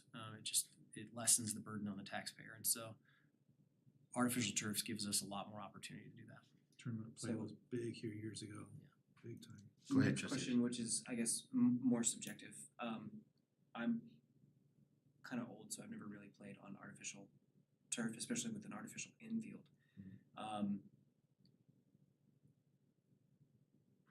You say playability, I assume you mean the amount of time that you can play on the field, weather dependent. What is the feel of the artificial turf? Is that going to stop certain clubs, certain teams from wanting to play on that artificial turf? No, in fact, in nearly all cases, both anecdotally and then also I think through, so we worked with a company called Sports Facilities Management. They helped us do some of the initial pro forma work at the rec center, and then we asked them to evaluate this facility also for kind of long-term operational demands and revenue possibilities, and they were adamant that the standard for high quality youth baseball fields is turf. And I know anecdotally from having a son that plays travel baseball that the kids love the artificial turf, and it does not dissuade them from coming. In fact, one of the real benefits is that artificial turf, you don't get a bad bounce, right? Where like, you know, if you've played baseball or softball, you know that on a dirt infield, after half a game, you get ruts in it, right? Even if you rake it and you keep it clean, as soon as people start walking on it with metal spikes, or even just plastic or rubber spikes, they start to tear up the dirt infield, and so the ball gives you bad hops. And so one of the benefits of turf is that you never get that. You don't have to rake between games. You don't have to wet the infield between games. So like on really dry, hot days, especially in Colorado, where it's windy, you'll lose a significant amount of the infield material just to the wind, and nobody likes eating that on the sidelines, and the kids don't like playing in it. Oh, the Dirt Devils are fun. Yeah, and so I think from a playability standpoint, both in terms of time of use, but also just quality of play, turf is typically a better option. Next selfish question, what about dirt islands around the bases and mound? Is that still dirt infield for sliding? It can be, but sliding on the new turf, the new style turf even with rubber infill, but with artificial infill, or not artificial, the natural infill, both of those are comfortable to slide on, as much or more so than the dirt infields, which you get a wide variety of quality of natural infields, and in most cases, I think our crew does an exceptional job. Our infields are actually very soft. They keep them really well raked. You got to nail drag them to break them up, so they don't pack down really hard. Most facilities don't do that in Colorado, from very direct personal experience, and so oftentimes that dirt is like sliding on concrete into the base, and so you don't get that on turf either. It's always relatively soft. It's not like the old artificial turf was like a Brillo pad, and that stuff was miserable to slide on. I mean, we literally ripped your skin open. I mean, that's the stuff we played on 25 years ago, right? But the new stuff isn't like that at all. It's actually very smooth.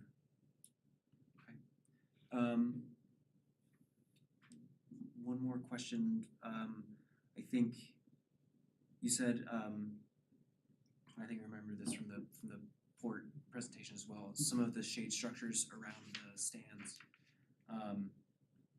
Do you have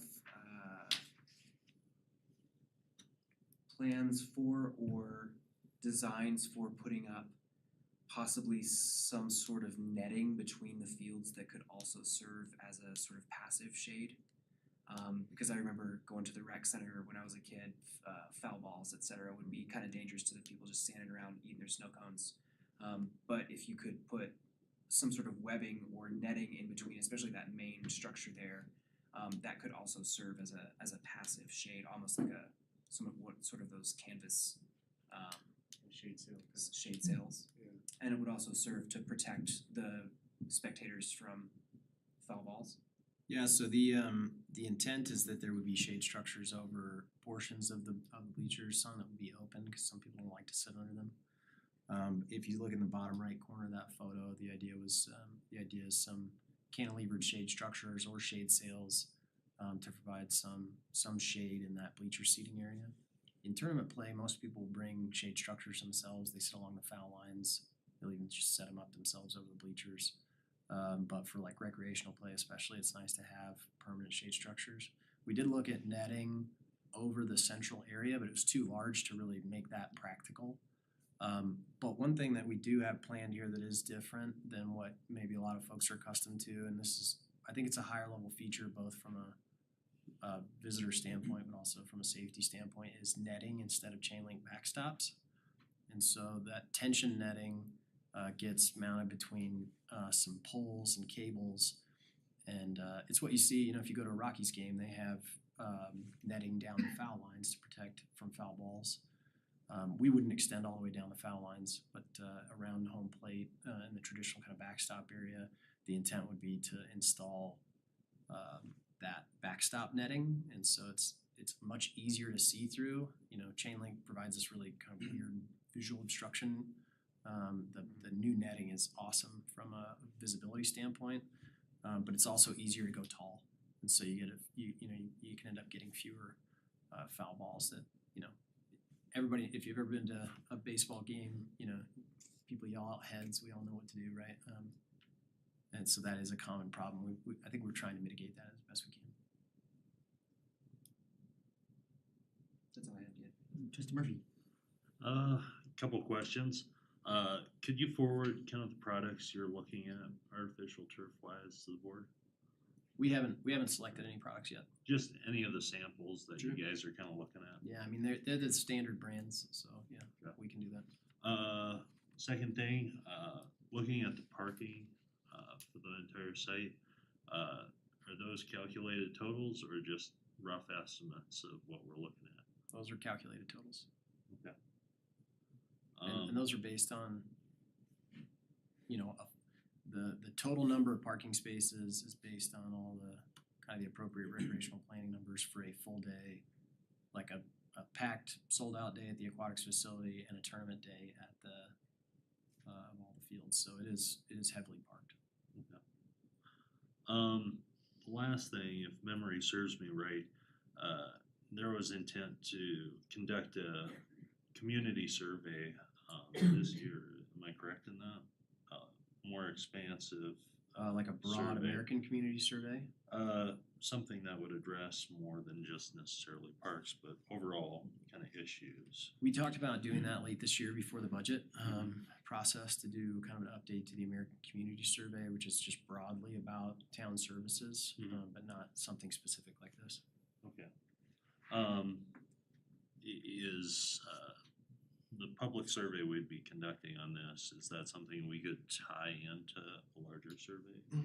It's Would possible, there sure. be interest in that? Yes. Yeah, I mean, I think that'd be up to you guys if you wanted us to kind of expand the scope of that, if you wanted us to do that. Our thought process from a survey standpoint was to do similar to what we did with the Arboretum. We circulated that out via social media sites and got, I forget what we quoted you, but it was somewhere over 400 responses, which is actually almost what we got back in the 2018 survey that we did. From a priority standpoint, back in the 2018 survey, it was trails first, rec center second, indoor aquatics facility third, and then outdoor aquatics and athletic fields were kind of tied. I mean, when you look at the priority numbers that people ranked, it's kind of an interesting, some were like the dollars should go to the fields first, but the pool's a higher priority, and other people were like dollars should go to the pool, but the fields are higher. So it's kind of a weird balance, but they were, I would say, kind of darn near equal in terms of priority. And That's the so- third was ball field, so it was outdoor pool? Yeah, so ball fields in the 2016 port plan Oh, were a higher priority, but when we did that, when we updated that in the 2018 kind of master plan, outdoor aquatics and ball fields were about the same. Yep. But again, I mean, it kind of is we asked people to rank them from like 1 through 5 in terms of, what's your highest priorities. And when you look at if you look at high priority, somewhat high priority, medium priority, if you kind of add all of those categories together, they're roughly the same for those kind of those amenities. That said, again, the 2018 master plan didn't include an outdoor pool at all in any of the parks. We added that back in after we took the outdoor pool out at Town Park, which was planned for in the master plan, but we knew that generated a lot of controversy. We thought we either need one at Wagner or we need one at Richardson. The concern we have at Wagner is that Wagner is very heavily programmed, and especially with the pickleball courts now. we've programmed just about every inch of available space there. And so to add a pool, I don't think on an average day that outdoor pool will get enough use that it would be a problem from a programming standpoint, but on the 1 or 2 days where we'd have a meet during the summer, and we'd be lucky to have one meet a summer, I think, through our CARA programming. It doesn't mean that other entities might not wanna use that pool, I don't know, but for our town programming, if we had one kind of CARA swim meet out there a year, on that day, the park would be overwhelmed. And so that was a big concern of ours, is that if we're gonna build another outdoor pool, does it make sense to do it there? We felt like we could do it at Richardson, and that gave us more space, more parking area to do something that could be financially self-sustaining as well. We did, our original design had a 6-lane lap pool. What we realized is there's not a lot of, it doesn't generate a lot of additional value beyond what we have today. I mean, it would create some outdoor lap swimming opportunities for a few months a year, but that's not a really heavily used activity for us. And when we did have a meet, it would shut the entire facility down, right? Because you couldn't have a meet going on and people going down slides and other stuff. You know, you couldn't open it to the general public and have a swim meet. And that was kind of weird, trying to figure out how to balance those two things. Now, we could just shut the whole facility down for a day and have an outdoor swim meet, and that would be fine. But we didn't know if it made sense to design that whole facility around a use or a need that isn't as demanding as maybe something else might be. That's all the questions I've got for now. Awesome. Do you want to be open? Go ahead, please. Sorry, one Absolutely. more question, and I don't even know if it can be talked about with any certainty, but I was just kind of interested if there was any comment on the public water access, and I think you kind of used the term potential public water access, and it looks like it might be the little spur that if you're below the aquatics location. Yeah, can you comment on that at all? Would that be like kind of shore access? Would that be boating access? And is that adjustable in the phasing, just depending on how the surface rates might work out? Or- The surface rights are the issue. The town doesn't control the surface rights to the reservoir, Sure. and they're currently leased, I think, for another 4 or 5 years to another entity. And so depending on what that looks like in the future, we have the ability to create some outdoor, either, you know, surface water access, a beach. There's things we could do, but we don't have that control today, so we didn't design anything. Yeah, but you're kind of, is it safe to say, that you're preserving the opportunity to do We something? would fully expect or hope in the future that we'd Yeah. have an outdoor, lake access as part of the park.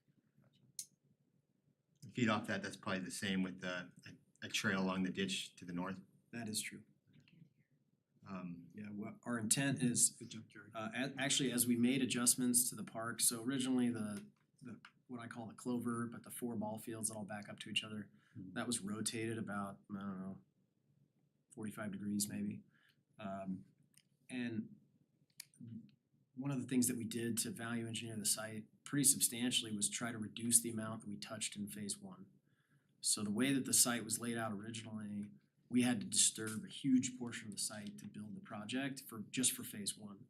And by just making some tweaks to the field and pushing the parking south, not going across the ditch to the north, which we had originally planned to do to build additional parking, the ditch crossing, bridge and parking, that was several $1 million worth of expense that just didn't make sense to us. So we rotated the fields, we reduced the amount that we have to touch for phase 1. We pushed the parking south so we could get out of that ditch easement. So while we would love to have a trail there along the ditch, and we'll continue to work with Handy Ditch Company to see if that's something we can do in the future, that's not part of the plan today.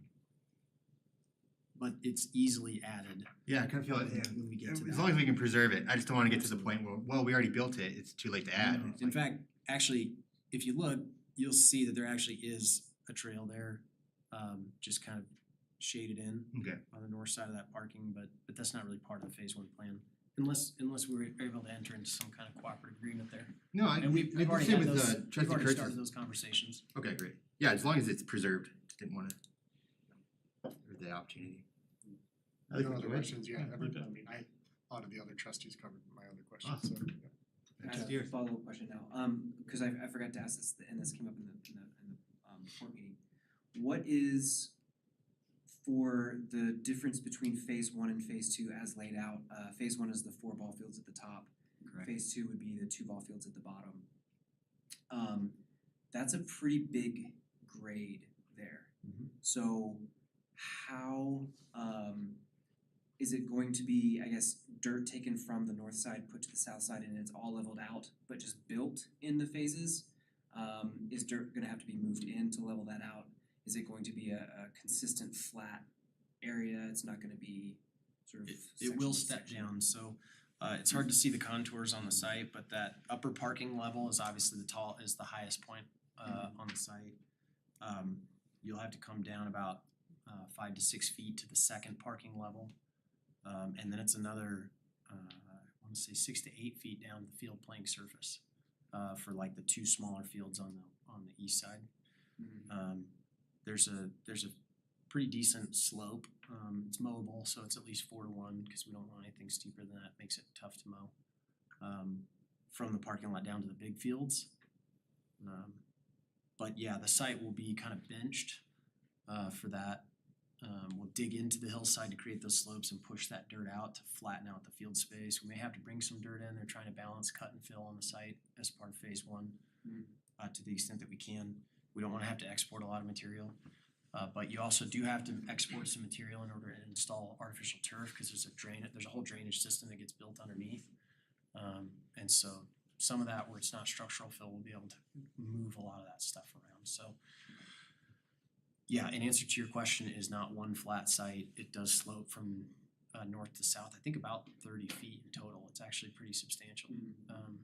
From kind of the ditch down to the lake, if I remember right off the top of my head, but yeah, it will kind of work its way down the It's slope. like a table, okay. Yeah, and so like the 2 fields on the south end, those bleachers are actually recessed into the hillside, right? So it's kind of like Okay. the concrete bleachers will be built into the hill, whereas the fields on the north side will be at grade with the sidewalk, kind of more traditional baseball field layout.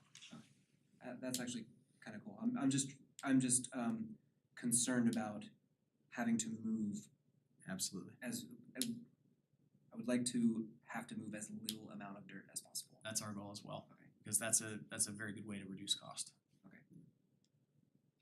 Mind if we open up to the public? All right, this time we'll open it up to the public. I'm gonna start with the ones that were signed up in the beginning of the meeting. And is Lauren Roth here? Oh, please, if you could come to the front and state your name and address, please. And keep the comment. 1735 Exeter Street. Sorry, I was interrupted. Could you go ahead? Go ahead. Lauren Roth, 1735 Exeter Street. Thank you very much. Hi, I currently serve on the Port Committee, and so we've reviewed these plans several times. We had raised some concerns about some of the things that you are talking about tonight. The first one is artificial turf. Now, there are no studies that directly link health concerns to artificial turf, but I will tell you that the Philadelphia Phillies have 6 players that have had glioblastomas. They're trying to correlate that to their turf, and that's turf that was produced by Monsanto but is no longer available. The PFAS chemicals that are in turf are not only in the fill, they're in the blades and the base of the turf. They're considered forever chemicals. They are things that get into the groundwater. Kids breathe them in. They're from contact with skin. All of these are ways that you're getting those chemicals into your system. The EPA is recommending prohibiting artificial turf completely. The city of Boston has prohibited any further artificial turf from being installed in the city of Boston. The state of California has also put up recommendations that municipalities can specifically outlaw any more turf fields. They don't make it a state mandate, but they're letting this individual cities do it. These are all health concerns. Like I said, correlation is not causation.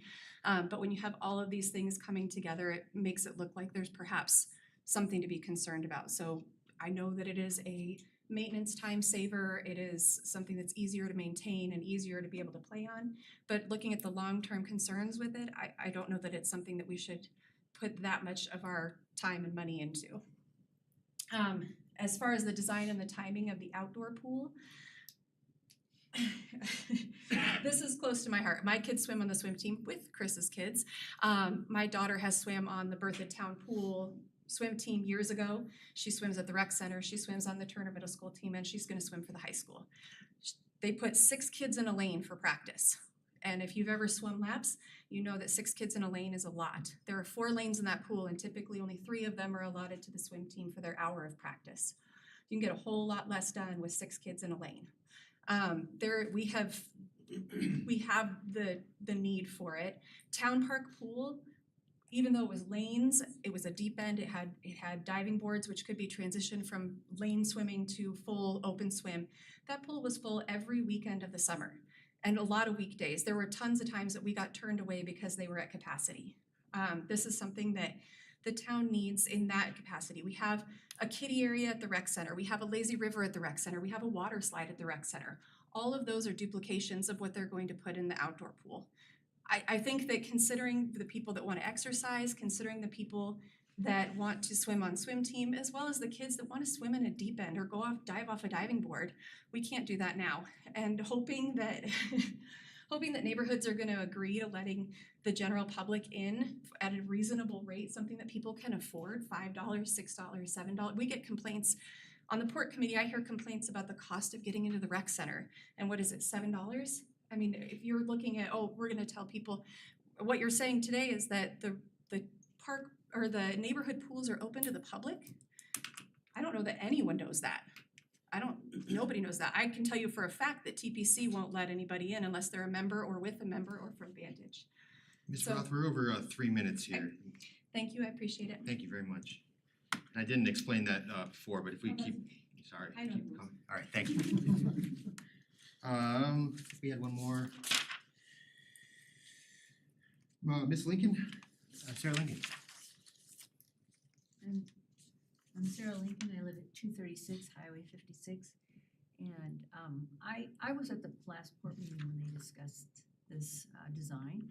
And I wanted to just support Lauren and the port team or the port committee on their viewpoints, because I was sitting in the audience thinking, where's the pool? Where's the diving board? Where's the place where teenagers can gather? You know, it's real clear that that's good for littler kids, even middle schoolers. But one of the things that was promised, I think, when Town Park was decided to be changed, was that there would be a pool available, outdoor recreation, that was a pool that teenagers could gather around. And one of the things that came up in the port was, besides this request, was how come we haven't heard this? And one of the things that Lauren said was, because it was promised. It was promised. And many citizens expect it. And so they're not pushing back on you because they think it's coming. And they don't think it's coming in the third phase 10 years from now. They think it's coming in 2 years, maybe 1. They want it now. I mean, these kids are waiting for this pool. So that would be my input, would be, I ran this to my friends and asked them, so what do you think? What were you told? What do you remember? And what they remember was that when the pool was removed from Town Park, there would be another outdoor pool somewhere bigger to replace it. Okay, so just wanted to let you know that. The other thing is I ran the Mountain Vista name by people, and they keep saying Mountain View Park, Mountain View Park, Mountain View Park. It just keeps coming up because it seems as though Mountain Vista Park is too many syllables. I don't know, but I wanted to let you know, it still does the MVP, but they just keep substituting Mountain View. So take that for what it's worth. Thank you. That's great, thank you. Okay, now, yep, now we're good. Now it's for Wagner. Is there anyone in the audience that did not have a chance? Please.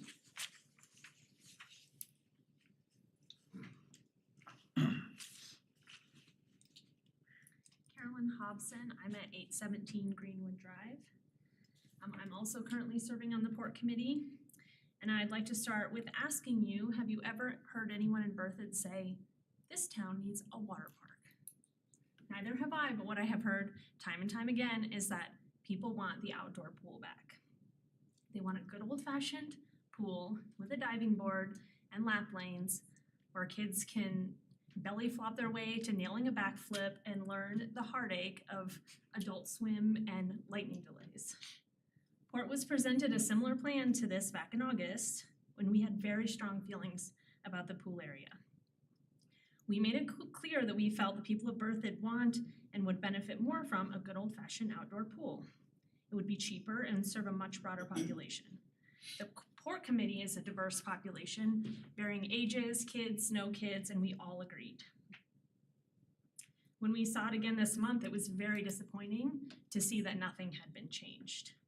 Not only that, but that it's last on the priority list 10 years from now and a crazy $36 million.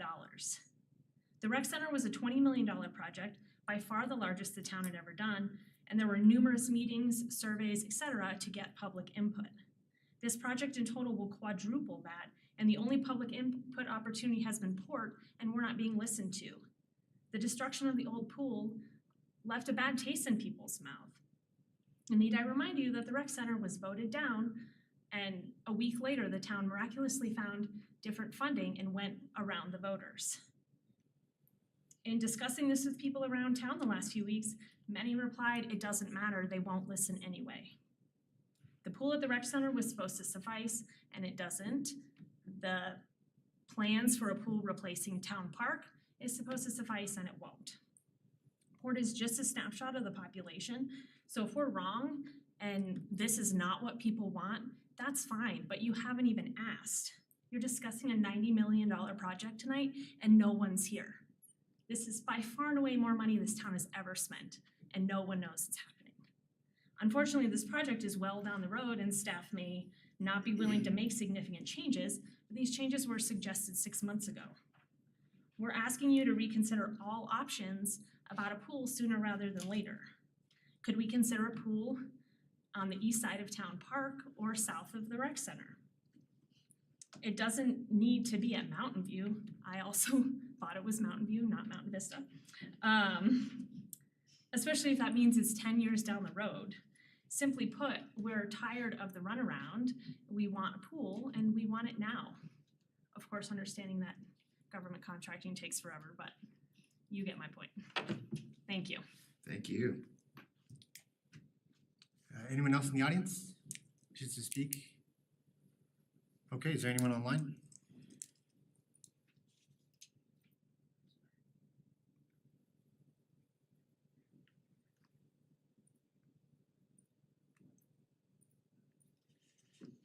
There is not, Mayor Pro Tem. Okay, with no one online, thank you all for commenting, bring it back to the board here.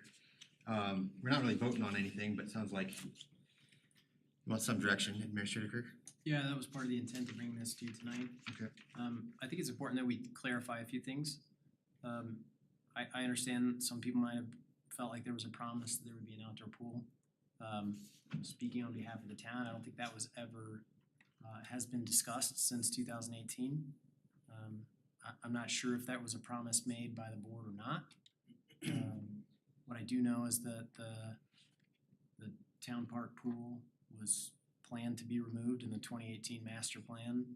As you know, we had a lot of controversial meetings about that. We felt like it was the best thing to do for the operation and safety of that pool. It's gone now. I think practically speaking, from a staff standpoint, it makes no difference to us if the community wants a lap pool or a recreational pool. They're both pools, you can both come and hang out. You can't swim laps in the pool that's designed currently at this facility. And there's no diving boards. Outside of that, everything else it's a pool. So I think if the board would prefer that we redesign it to include a 6-lane lap pool instead of an activity pool, that's easy to do.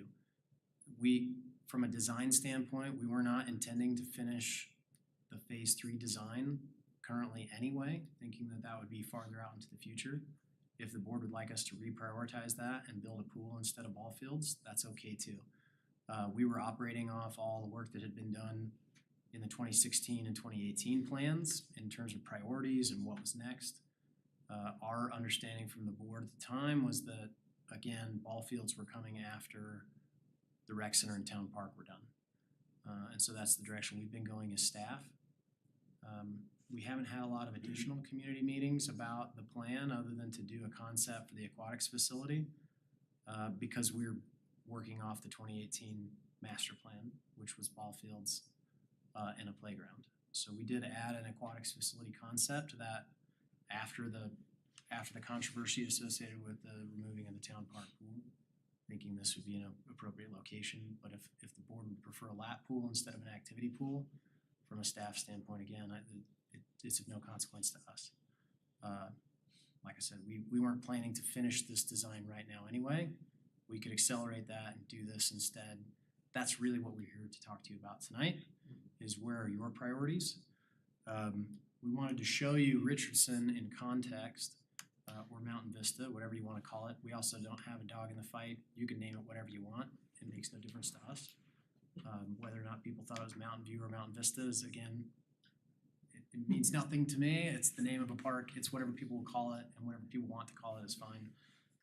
From a staff standpoint, again, that's of no consequence to us. That's a community decision. Thankfully, you guys get to make those community decisions. But we wanted to talk to you about the other parks projects that we have. That's the next item on your agenda, so that you could see all of this in context, and then you could provide us with some direction about priorities. So if you want to give us specific feedback about the park that we showed you tonight, Mountain Vista, Richardson, call it what you will, Mountain View, we'd be happy to hear that feedback now. If you'd rather wait, and we can talk about that in the context of all these other parks projects that we have that we're working on now, Keith can kind of walk you through the rest of these projects, and then we can have that conversation next. It's up to you. Yeah, some of it might be redundant. Trustees, any thoughts? Trustee Murphy? Maybe we could start off with, I hope, the easy subject and the name, and Mhm. tackle that immediately, and then dive into the deeper issues. Sounds like you might get two names for the price of one. You call it Mountain Vista Park officially, and it's Mountain View in the community. Just call it MVP. Yeah, I don't have a strong preference on the name. I think Mountain Vista's great. I think Mountain View's great. I personally liked Grassroots Park. That was my. I liked moment. I just wrote that down. I But like nobody, that. nobody liked that No, one. I think so- that's good. I also think to me it's good. It's just generic. I'd love to somehow tie it into the actual view behind it somehow, like Twins Park or something, or but I get the point of having an MVP. But technically that's Mountain Vista Park, I guess. How It it is. how it'd be on a map. That's why calling it MVP Park is a little weird, but. My whole thing was just, I know I've heard, thank you, members of the public and port. I think, to me, my takeaway is we need a survey. It's been 6 to 8 years since the last one. So that's really my only, I'd like to hear back from the community, so. How we handle the Richardson versus the whole capital program here. I'm supportive of that in terms of the broader discussion on sounds like we're just having a debate on competing priorities, right? And that's the real question at hand. So I would prefer, not that we can't get back to the naming, Trustee Murphy, but the discussion on the amenities or the features of MVP should be discussed after seeing the broader parks presentation. Okay. That's what makes sense to me Yeah, sure. personally. Just so we know what's in and out across the town in the future. Trustee Murphy? If I could ask Trustee Ayers, what was board's opinion on the name? If I could ask. From my recollection, it was Mountain Vista was the unanimous decision. Okay. Is that Mm-hmm. right? Mountain Vista Community Park was kind of picked that day. But I do understand MVP for branding and logoing makes more sense. But Mountain Vista, Mountain View, if people are calling it Mountain View, because that's the more natural. And it is a mountain view. I couldn't remember if there was a Mountain View Park in the area in Loveland or Fort Collins or something. And There's a couple of Mountain View parks in other places. There's like a Mountain View Mobile Home Park, and there's a Mountain View Park in Canyon City, and there's So I think that's why we kind of went with Mountain Yeah, Vista, Mountain View High School. Mountain View High School, yeah. So there was a confusion. I think that's why we decided to go with Mountain Vista, but like I said, I don't know that it practically matters. I mean, I would add that to the survey too, just give those top 5 choices and leave it up to the community. But if that's a later discussion too, if we're gonna even do a survey. Motor vehicle park, how about that? Oh, you I do- were I talking do about think- survey for the name, I thought you were talking No, about. I was for survey. the other stuff, and I'm saying we might as well just add this in. Yeah, and I do think it's important that we do a survey at this point. You know, I think from a staff standpoint, we were operating under the assumption that we'd kind of done surveys as part of the master plan, we knew what the amenities were gonna be included. We did make an intentional decision to design a concept that had an activity pool instead of a lap pool. Because we felt like a lap pool is only really valuable for a couple months out of the year. It doesn't solve swim team problems and those kinds of things. I mean, we run swim team all year. The school doesn't operate swim team in the summer when the outdoor pool's open. So we felt like from a swim team standpoint, it didn't really add a lot of value other than that we could have a meet and, you know, we could practice outdoors for a few months out of the year, which is cool. But, you know, again, I don't know that we can design the aquatics facility however the board and the community feels like is most important. So I think a survey is a good idea to just say, you know, what are some of the priorities in terms of amenities to be included and their priority for construction. Yeah, I don't know where to put this, I guess I'm the chair, I'm trying to be fair here. If that's after this capital projects thing, but I think Ms. Hobson had some great points on just the cost. So it would be interesting, at least maybe just for the board to see too, the cost of adding a lap lane to the rec center versus the cost of building an outdoor lap lane at Richardson. And kind of looking at all the, I mean, we're talking about the pool is only used for, 3-4 months, which I agree with. But baseball itself is what, 6 months? It's also a half the year thing, and this is That's a part of the reason why we wanted to do multi-purpose kind of fields so they could be used for other Yeah. things. I mean, there's just a big cost involved with all this, so. There is, the reality is the expenses are high. Mhm. This is not a $90 million project anymore, we've brought that expense way down through the value engineering process. That's what caused us to make a lot of the structural changes to the park, so it's probably, it depends, I mean, estimating is only as good as the design and the estimators, and we're trying to project out costs, 15 years in the future as well, but it's probably closer to $55 total million park. And that outdoor aquatics facility could be anywhere between 15 and 25 million. Any idea the cost difference between a big rectangular shaped pool versus an artistically shaped pool? It's not really that different if the sizes are the same. This is a dramatically larger aquatics facility than a standard 6-lane lap pool, and so that's where the added costs comes from.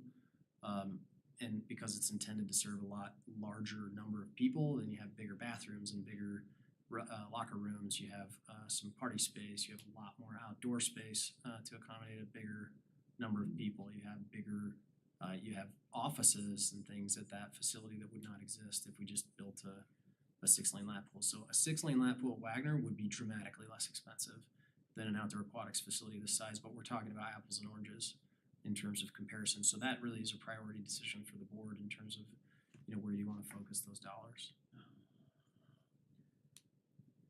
Oh, I thought you were gonna say something. Anything else particular, I guess, to the name?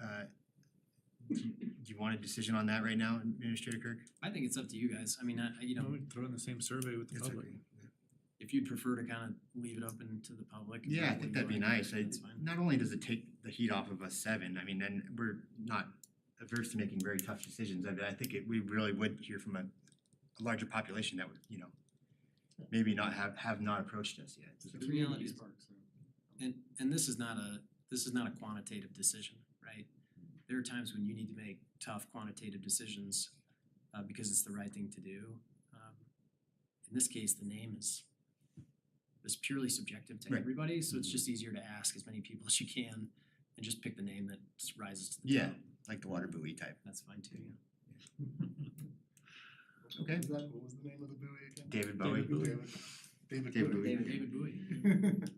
Okay, well, so let's just move on to the capital projects. Does that make sense? We'll do comments. Yeah, after all that. Does that work? On your perspective, Yes, can we take a 5-minute break? let's take a 5-minute break, That'd be please. okay with the Thank you. trustees? Selfishly. Can we get a standing desk? Yeah.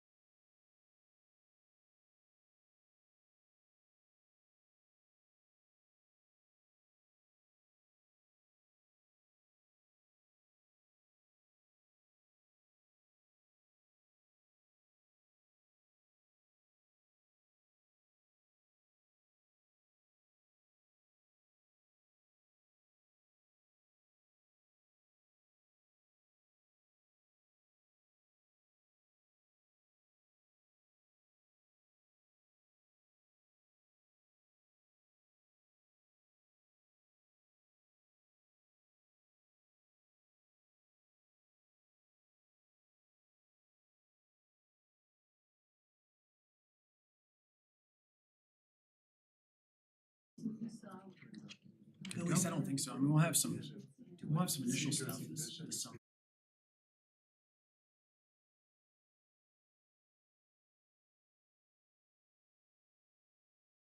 Alrighty, we all ready? Is this what Taylor Swift So, I'm gonna call the meeting back to order, and we'll move on now to the Parks Capital Projects discussion. And it says Director Oeger, but I'm guessing you'll be presenting that? Okay. Yeah, I'm sorry, Mayor and trustees, I didn't mention tonight, we're grateful to have Keith here, obviously, but Jeremy was gonna present these, he's dealing with some family No problem at all. issues, so he's out of state, so anyway. Awesome. He's been Glad really to have you. intimately involved in a lot of these, but so is Keith, so. Awesome.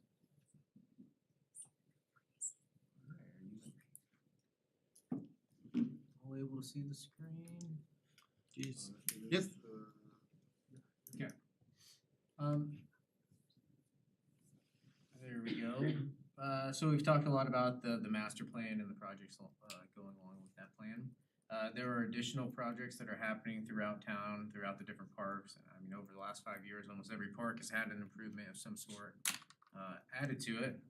Today I'm gonna take you through a handful of other improvements going on within the parks. I'm gonna kind of breeze through them. I'm not gonna give too many details to each, but you can ask questions at the end if you like. I'll start over with Pioneer Park. This is on the left side. What we started with this year is the community garden, and Berthoud Local leases the community garden, and they maintain it. It's kind of a cool program where the garden is open for anyone to take anything if they want to. Berthoud Local maintains it, and at the end of the week, they take what's ever left and they donate, I believe that to House of Neighborly Services or something like that. So it hasn't been updated in a while. One of the corners had some fruit trees planted in one quarter of it. The other boxes and stuff were kind of aging. So there was a goal with this project. They came to us to see, we'd like to try to update some of the garden beds. And they're doing more, holding classes, and there's a partnership with the town and them where they hold different trainings and so forth, different demonstrations, how-to sessions. So a goal with the garden now is to try to make it more accessible to everyone, making it more ADA compliant, building beds that are a little taller, that could allow people with maybe mobility issues from having to reach down and be on your hands and knees, by being able to maybe stand up and garden as well, and maybe we can create an area that demonstrates all those within it. So with this design, just briefly going through it, they kind of had a in-ground gardening spot. The bed heights would change throughout. There'd be a container gardening spot. Different size beds with different size alleys to get through there, and then this kind of cool looking whimsical bed as well. Just as mainly trying to make an area that demonstrates how you could do this in your own backyard in different ways. There'd be a little picnic area as well, so that they could hold seminars out there, training. So with the port committee, basically they came and presented their idea in January. Port gave some recommendations. Us and Berthoud Local worked with Wink Consultants to create this design, and this is I believe the final design we're gonna work with. There's also throughout this, there's different little projects. There's an insect hotel, movement of compost bins, some other little things that we think are good scout projects, and they're happy to work with them. So with that project, we're hoping to kind of cost estimate that here in the next month and determine how to probably build this out this year. Berthoud Local is working with other gardens in the area, the schools and districts and so forth, to find other gardening spots. So this year we can try to accomplish this. The right picture is mainly trying to demonstrate the east field of Roberts Lake, which is undeveloped at this moment. It's kind of just an open field. So back in 2021-22, we worked with consultants in the port committee, and we worked through some designs to kind of make this a passive recreation area. So really just extending more Crusher Fines trail around the area, creating some pollinator opportunities, different ornamental opportunities, planting some more trees, there is kind of a drainage, storm drainage throughout there that's constantly flowing. So maybe that could be created into kind of a more rock drainage feature. There was a tree nursery also planned for this area, and that's probably not likely to happen since the Arboretum would possibly have that tree nursery. We did send out a letter to the residents neighboring this property since then as well. Most of the feedback was very easy to kind of work through. Trees blocking solar panels, how are we gonna maintain it? There's pollinator gardens and stuff in some of the backyards and different concerns like that, but nothing that would like drastically change anything with the design. The Jaskowski property, which is on the left there circled in red, it's about an 80-acre property located in the northwest portion of town. We were working with the Port Committee this year on creating a conceptual design for the property and trying to determine if we can figure out a public use for this property that works with the current deed and easement restrictions and something that us and Colorado Openlands also feels would work with this property and be a good use for the public. So that will be throughout the year. We're kind of just starting. We did like a little kickoff with Port last month, so excited to get that one going. Shown in yellow is the Front Range Trail connection with Loveland. That trail connection goes through what's known as the Eagle Vista natural area. And it's Eagle Vista because there's some golden eagles on the property, and golden eagles are kind of rare in northern Colorado at this time. So Loveland had to work through a management program that really maintains the property in a way that's good for keeping little mammals around. So the eagles are happy and fed with the little mammals. Essentially, this plan was just approved a few weeks ago. And part of the plan is really rehabilitating the land for a few years. So current update is they're not looking to construct a trail till 2027 through this property.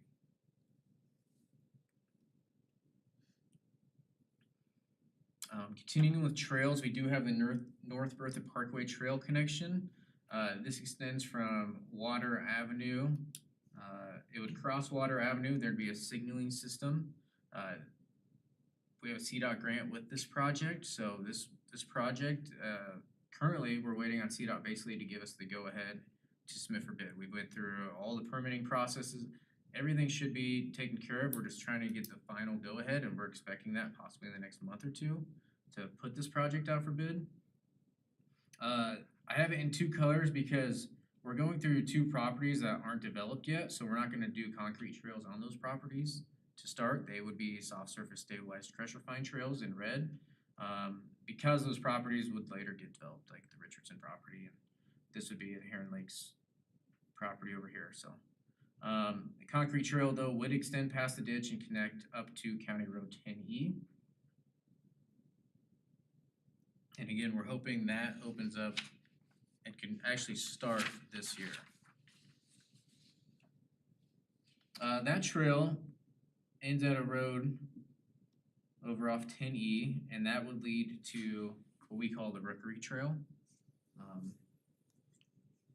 There's been a conceptual design done for approximately like a parking area over here. This is, as I understand it, this is a developer area that they would be in charge of putting that parking area in.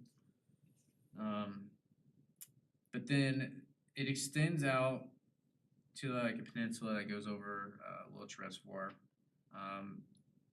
There's more kind of research that needs to be done with this. Some of the crossing over the peninsula possibly is a road that Handy Ditch owns, and working through agreements with Handy Ditch and use of the property for the public. The also big concern with the property is there is nesting herons located in the trees on the property. They have restrictions that have to be followed. Basically from April 1st to August 31st, you have to stay within 300-yard buffer. That would essentially close off half the property for that portion of the year. This has been presented with the port a couple times. We've worked through a couple scenarios where you could have a short loop trail. 1.3 mile loop would stay out of that buffer for part of the year, or for all of the year, I guess. And then for part of the year, when it's not nesting season, maybe that loop would go around. But there needs to be more thought into it with these herons and how to manage that property to where we don't run the herons off.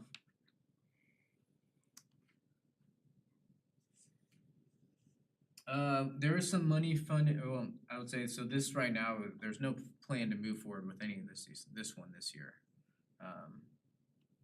The bike parks, we do have some additional improvements planned. When we built the bike park, we knew we were gonna get it in and then add some additional improvements in future years. So we know shades, one of the things we need to eat out there, so pavilions proposed. I kind of have like a quick sketch of some other things we're thinking about. This is kind of in the early phases of what we think we can fit here. I don't have an updated satellite imagery, but the pump track is located right here. And maybe you can't see. Can you see the pointer? Oh, there you go. And the skills course is north of that. So between there, we think there's an opportunity to expand on the children's area. We tried to kind of fit a pump track section off the kids' playground right now. I don't think it's really working like we intended it to. So there's a possibility of creating a pump track that's more, that would be more for just the kids to get on. I think that's one of the biggest concerns we hear is the kids get on the pump track and they kind of go slow and take up time. So there's opportunities that you don't have to do asphalt. They kind of have kits, you can put them together type things. And that's what the bottom right's kind of showing with this park. There's kind of a little pump track and then there's kind of more of a skills course, more intended for smaller riders to get on there and do some skills. So increasing that, and that's kind of what the yellow trail is showing. There's also been talk of maybe a trails course, which is kind of these unique areas that just have boulders and stumps and you jump from rock to rock with your bikes and stuff like that. So of course we're in the early kind of funding and budgeting through that, and those will be taken to port once we kind of firm up some decisions there as a confirmation. And those are kind of the smaller projects going on in a handful of those parks. Now getting back into our 2018 master's plan and Town Park, which we know phase 1 is currently under construction. I wanted to bring an update for the playground here. We've worked through some of the extra comments we received from Port and the board. That included this structure in the top right. I guess it's in the top left as well. There was kind of a structure that wasn't connected, and we've added additional ramps and stuff to make that a continuous ramp structure that could be used. We've changed some of the coloring within the ground material and some of the coverings as well. That we believe it's at a point that's likely ready to be signed off on.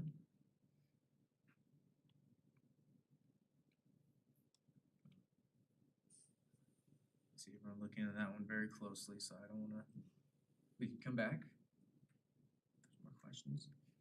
And just an update on phase 2 and what that looked like. Of course, it's always been our thought that phase 2 wouldn't occur until there was more ball fields, that we would repurpose what is the current ball field area. You have a couple large green areas, you have a veterans kind of memorial area, you have kind of a concessions area, upgraded bathroom, restroom area. It's like a great space for events as well.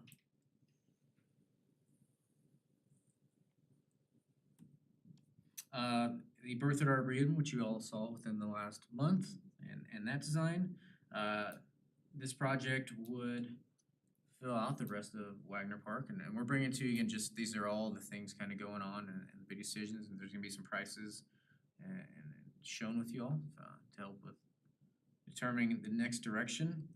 As you know, the conceptual design is done. The next step is creating the construction documents, which is another process, and that's really where you really dial in how things are gonna get done on the property. And I know there's big concerns with watering and all those things.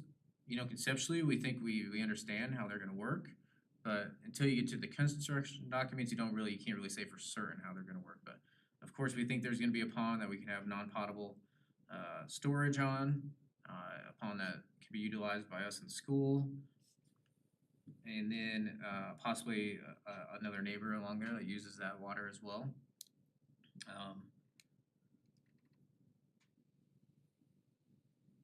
And we have some numbers on getting to that construction document process to share with you all.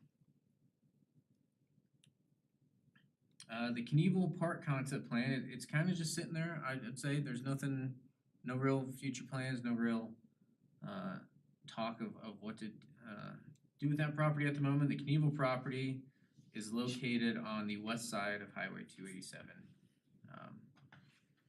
If you were across the bike park and go over there, so.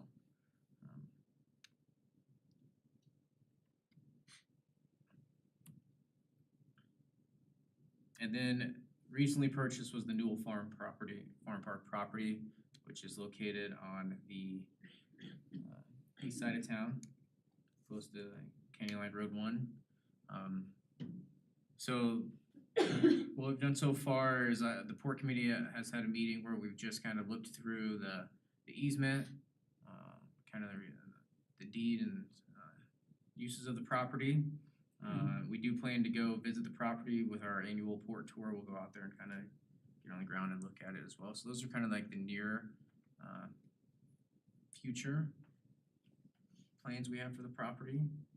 Just kind of looking into it more and how it fits into kind of the whole picture of things. Where is Newell Farm? Like, what is the outlay? It's not the red, right? It's on the. Can you kind of circle with the mouse where? It's the red box. It is. It is the red Okay, I box. thought it was bigger than that. That's It's all. not.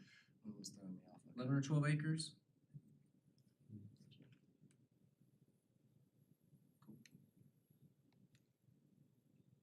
Okay, and then we have some budget numbers here to share with you all. Chris, kind of take over. Yeah, so this was kind of our long-term planning thought process in terms of expenditures and when those might occur. You haven't approved any future budget year expenditures, and you can't do that, as you know. That's an annual appropriation process. But you did approve some money this year in 2024 for the North Berthoud Parkway Trail, the bike park additions, the Farmstead Playground. Town Park Phase 1, I included, that was, the money was budgeted last year. We'll carry that forward. That carries forward into 2024 as we wrap that construction up, hopefully by September. The one thing that's not included on this list is the Arboretums. We just talked about that a few weeks ago. The Arboretum, as you know, was a $6.5 million estimated cost for project. I'd like to believe that's a solid estimate, but given our recent experience, I would assume that we'll get closer to 8 by the time that's ready to be built if we prioritize the funding and construction of that project.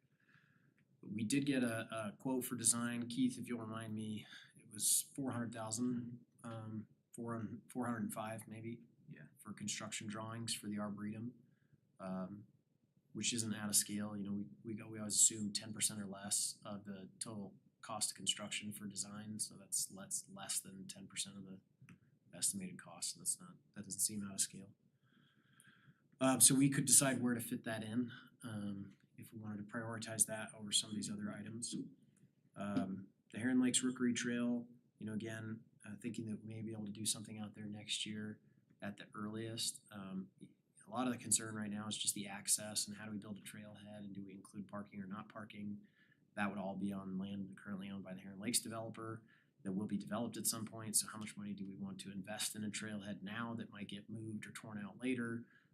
Or do you want to wait to have them build it when they develop that portion of the property? So there's just some of those things that we still have to work through. But that could be as early as 2025, and the cost to do some soft surface trails out there wouldn't be prohibitively expensive. Where it could get expensive is if we need to fence off the reservoirs. Those are not public access. We don't want people going back there and then trying to fish and doing other things. And so, but the amount of fencing that it would take to keep people from migrating off the town's property onto Home Supply or Handy Ditch Company ground would be expensive. So, you know, there's a lot of variables there that we still have to work out. Richardson Park Phase 1, we already talked about that a lot. That's the ball fields is kind of what we're estimating. The ball fields, associated parking, there's a lot of initial infrastructure work that would go into Phase 1 that would be utilized in future phases. If you wanted to reprioritize that and do a pool instead, the cost for an outdoor aquatics facility, the scope and scale that we have conceptualized at Richardson or Mountain Vista or Mountain View, or name to be determined. Maybe we'll just call it the yet to be named park. But if we built something of that scope and scale, it would be roughly equivalent cost, potentially a little bit more expensive depending on where we finalize that design. If you wanted to scale that back and do a 6-lane lap pool with maybe a diving well, that's something we could do for a lot less money than $18.5 million. And if we did that at Wagner instead of Richardson, it would be even less expensive because there's already a lot of infrastructure there we wouldn't have to recreate.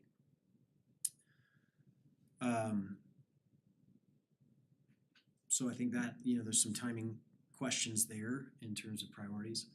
Jaskowski property, we need to work out a concept plan that Colorado Open Lands feels good about. Some of the trustees know, maybe everyone does, but that is a very restrictive conservation easement in terms of what the property can be used for. Every conservation easement is different, but that one is highly restrictive, and so it really limits what we can do. The other challenge associated with that property is the current structures that have a lot of value, but not really in a public use setting. And so, figuring out how to handle the existing house, the detached garage, the townhome, and the indoor kind of arena, those are all kind of unique challenges because we can't build extra parking out there. So it's not like we can grossly expand the use of that arena to some kind of larger public use because we can't build parking. And so, we just have all those kinds of things we got to work through. But if we were able to do something simple like disc golf and some soft surface trails, we could probably do that pretty inexpensively in 2027. And maybe even earlier, as soon as 2025 or 2026, if that was something the board wanted to move up, that wouldn't be prohibitively expensive. Roberts Lake East, that depending on the final scope and scale, that's just a concept design that the board committee could put together a couple of years ago, trying to figure out what to do with that east end, but an improvement to the existing drainage channel and some simple enhancements out there for some landscaping and benches and a soft surface trail. Again, not a prohibitively expensive project, and something that maybe could be moved up. We're just thinking kind of as we plug in smaller projects between bigger projects is kind of the easiest way to look at it. And then lastly, Town Park Phase 2. If we don't build ball fields, we won't do Town Park Phase 2. We've talked about that a lot. We need the 2 ball fields that we currently have at Town Park, even though they're marginally functional for programming. Just, as we've all talked about, balls flying out into the road, kids running around on the street. It works, but it's always a little sketchy. But we can't get rid of those because we need them for programming. So until we build new ball fields, those will stay. So if we don't do ball fields at Richardson, or the park yet to be named, then we'll postpone Town Park Phase 2 indefinitely until that happens. So that's kind of our thought process. Newell Farm Park being a little bit farther out into the future, that's a newer park acquisition, and so we just kind of put it at the end of the line in terms of all the other things that we've prioritized. But depending on what that concept ends up being, maybe the board wants to prioritize that ahead of other things in the future. We've talked about like a music venue there that I think could be really amazing. But we'll have to work through all those details over the next couple of years as we come up with a concept for that property.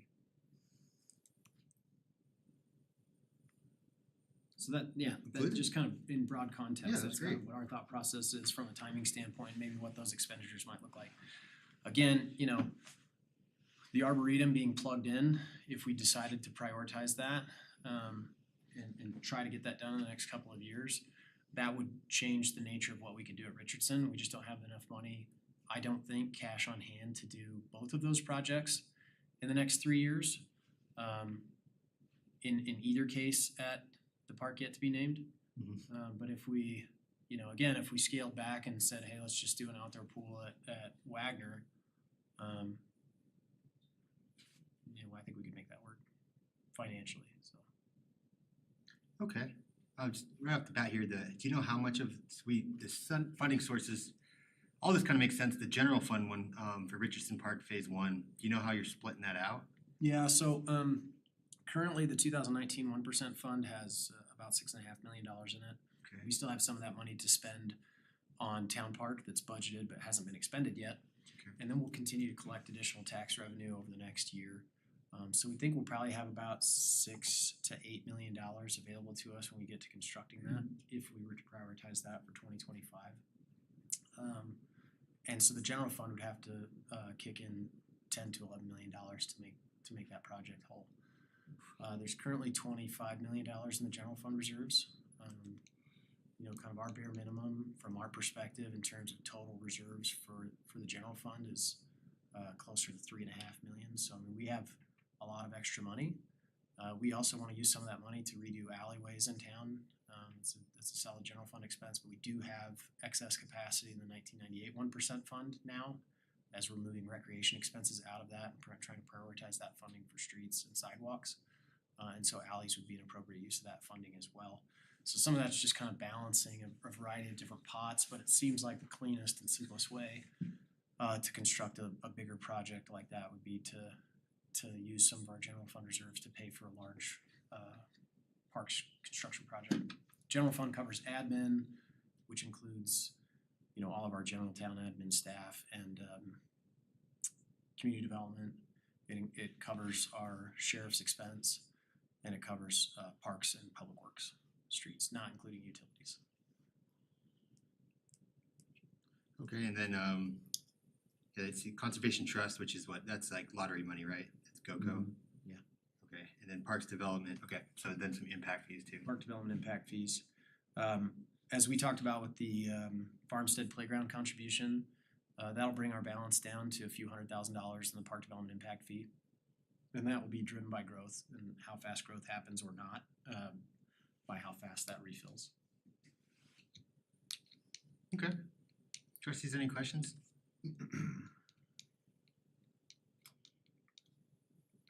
Guess I have one just general question. So this kind of timeline, I guess I'll call it a 5-year plan. It's informed by the 2018 master plan largely, and obviously just general feedback you've received over the recent years. Yep. Yeah, the smaller projects are just the kinds of things that have popped up, and you know, either the port committee or members of the community or town board have had ideas for things like the east side of Roberts Lake, and what are we going to do with that? It's just an empty field. So we put together concepts for those. But yeah, the big projects, that's all from the 2018 master plan. Again, the 2018 master plan was Town Park, Richardson Park, Wagner Farm Park, and Knievel Park. And you know, what do the future of those parks look like? What amenities should be included in each one with concept designs, and then you know, in what order should those be constructed? And that was all based on the community input and feedback and survey work that was done at that time. So that's what we've been kind of working off of for the last 5 years, really since 2019. But yeah, that was a 15 to 20 year build out in that 2018 master plan, and I think we're still on track to do that if that's what the board wants to do. We can always pivot. That's the beauty of, you know, public work, is that opinions change, and so you just Gotcha. Yeah. All right, I'd like to open it up to the two people that signed up in the very beginning. Clerk, I think I gave that thing to you accidentally. I know one of them's Ms. Valier. Thank you. Jane Valier? I'm Jane Valier, 980 Mountain Avenue. Thank you. And I'm sorry that I missed this discussion previously on the Wagner Farm Arboretum, but I just had a couple of comments I'd like to share with you on that. I've reviewed the Arboretum plans and feel they're really beautiful. I mean, I think it's got a lot of great amenities, pastoral features. I think it'll be a really nice place. My comments are primarily related to water. What a surprise. Isn't everything related to water these days? I'm concerned about irrigation in that plan. I don't know what the plan is for irrigation. I'm assuming that there's an irrigation plan that's part of the construction document you're talking about, Chris. But what I would really strongly encourage the board to do is to require a workable irrigation plan before you approve the final layout of how this looks, because I just have some concerns about how that works. So I'm just asking for you to pay particular attention to that. The only other kind of plug I wanted to put in for Wagner Farm Arboretum is the area that's closest to Mountain Avenue that you see while you're driving in. I'd like that to remain as green as possible. It always was a farm. Now we're not going to have the Ludlow Farm any longer, which was always part of the green entryway into Berthoud. And now that's gonna be developed, and so this is gonna be kind of the last green space. So I'd like that area to really be irrigated, so again, we're back to the irrigation, so that it remains green. I don't know exactly what that would look like, it doesn't have to be turf, it can be something else. But I would like you to sort of pay attention to that and keep it green. I think it's really important as you consider everything that you're looking at in terms of parks to keep in mind green space, especially as you try to limit the amount of green space that people have at their residences, because I understand that uses a lot of water. I think we need to have the public lands provide green space for your citizens. There's a lot of studies that have been done that show that green space adds to positive mental health and has positive effects, and I'd like you to not lose track of all of that. Just one other just thing I wanted to mention about the Arboretum is that as it gets developed and those paths are put in and used more, I think there's going to be a concern about people crossing Mountain Avenue. There's already people crossing Mountain Avenue, not using pedestrian walkways, myself included, I have to say. And it's dangerous, and I think you're gonna need to pay attention to that. I know that's CDOT, I know there's a lot of issues, but I think if you can try to keep in mind some ways to direct traffic so that people aren't running across that street, it would be good. And then the only other thing is I'd like to lobby for a fence to be put in on the edge of the Arboretum that separates the town property from the property that I own. There's nobody seems to know right now what's town and what isn't. And there's a lot of people walking across all of that. So I'd like to see some minimal fencing. I'm not big on big fences, but you know, some split rail or something like that. So those are the comments I'd like to make on the Arboretum. I think it's a lovely plan. So I'm happy to see a lot of trees and all of the pathways and that kind of stuff that have been put into that plan. So thank you very much. Is there anyone else that wished to speak to Wagner? Okay, thanks. Close it, bring it back to the board here.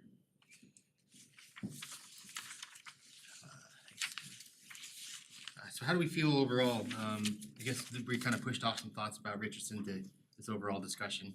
I guess now is the time to bring it up in light of everything we've seen, which is a lot. Thank you, Keith and staff. A lot going on. I guess again, my only thoughts are just really, in my opinion, needs a survey. Being 6 to 8 years out, and some passionate thoughts on which ones to fund first. Do you have anything, Carl, trustee Ayers? I mean, I have some specific concerns, but I guess at the beginning, I just have to echo the comments from Port, both from the meetings and from the members that spoke here tonight. There seems to be a pretty large community concern about a pool, an outdoor pool, whether that goes in at Richardson or not, or at Wagner or wherever. I think the concern is that those, and this will lead into my second comment, the concern is that those community pools are not known to be open to the public. And it seems like they're being utilized or I guess guarded, wrong word, but guarded by the different subdivisions. And so my initial concern is that whether or not we as a board decide to put in a new outdoor pool, I think that we need to address the community concern with access to pools.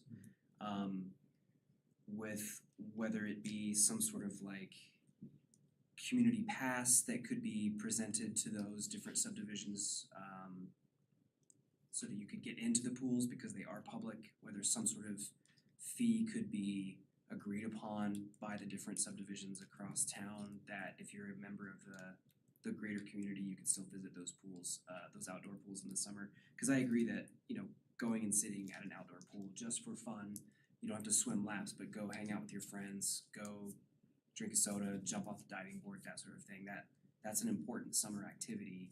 And even though it is only a couple months out of the year, I mean, I think those kinds of activities are rather important for all ages, all groups. So I think something can be done in the interim, regardless of what the decision of the board is, in relation to constructing a new pool or not. I also echo some of the port concerns about the turf. I have kind of, conflicting thoughts about it. I understand that with such a large amenity, using it to host tournaments, etc., is awesome. Like that's needed. It would be a benefit.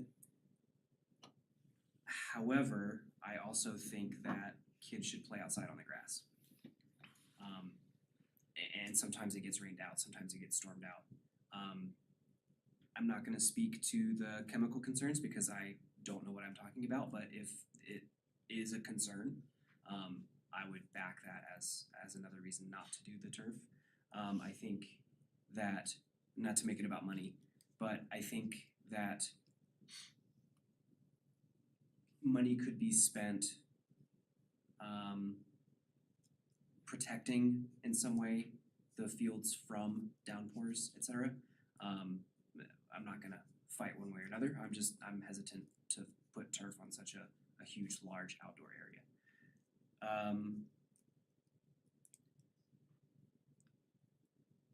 Let's see. Phasing problems I already talked about. General design for Richardson / name to be determined, apparently, park. Has any, I should have asked this earlier, but has any thought been put into including some sort of batting cage area for those? There are batting cages included as part of the design. Okay. I think those are my main concerns, right? It's the large amount of turf as opposed to grass. And regardless of what the board decides for a pool, I think something for the community needs to be addressed in the interim. Thanks. Trustee Kurtz? Yeah, just a couple thoughts. So, I mean, I think it's kind of clear just looking at this that, the big ticket items, Richardson Park Phase 1 and Town Park Phase 2 and their interrelationship, I mean, the mental math, it's like 90% of what's up on the screen here, 80% of what's up on the screen. It does kind of make sense to me. Well, one, I guess I should say 2018 is fairly recent, but I do think I don't know if we need to we don't need to remaster plan necessarily, but a check-in with the community through a survey on priorities, I think it would be good. But out of that, it sounds like it's very plausible that a preference for an outdoor aquatics facility in like a lap type use would rise to the top or close to the top. And thinking about that, to me, it makes sense to explore Wagner or the rec center as the location, just because it might be the least expensive option, I guess, is one, but two, it's just kind of already built into the mindset of the community that's where you go to kind of do, work out, I mean, not like open play on fields and stuff like that, and just kind of thinking about folks who would be using it for that. There's a childcare facility at the rec center, so there's just a lot of pros to that. So intuitively, that's what makes sense to me. I'm not saying that would be my final, preference or anything like that, but I do think that should be explored, and then and let kind of the survey talk a little bit to the priorities. And we'd have to know the price on that, but if we could fit it into essentially the span that you see here of 2024 to 2029, it sounds like that would be appreciated. So those are kind of my comments on the outdoor considering something that comments on the lap pool.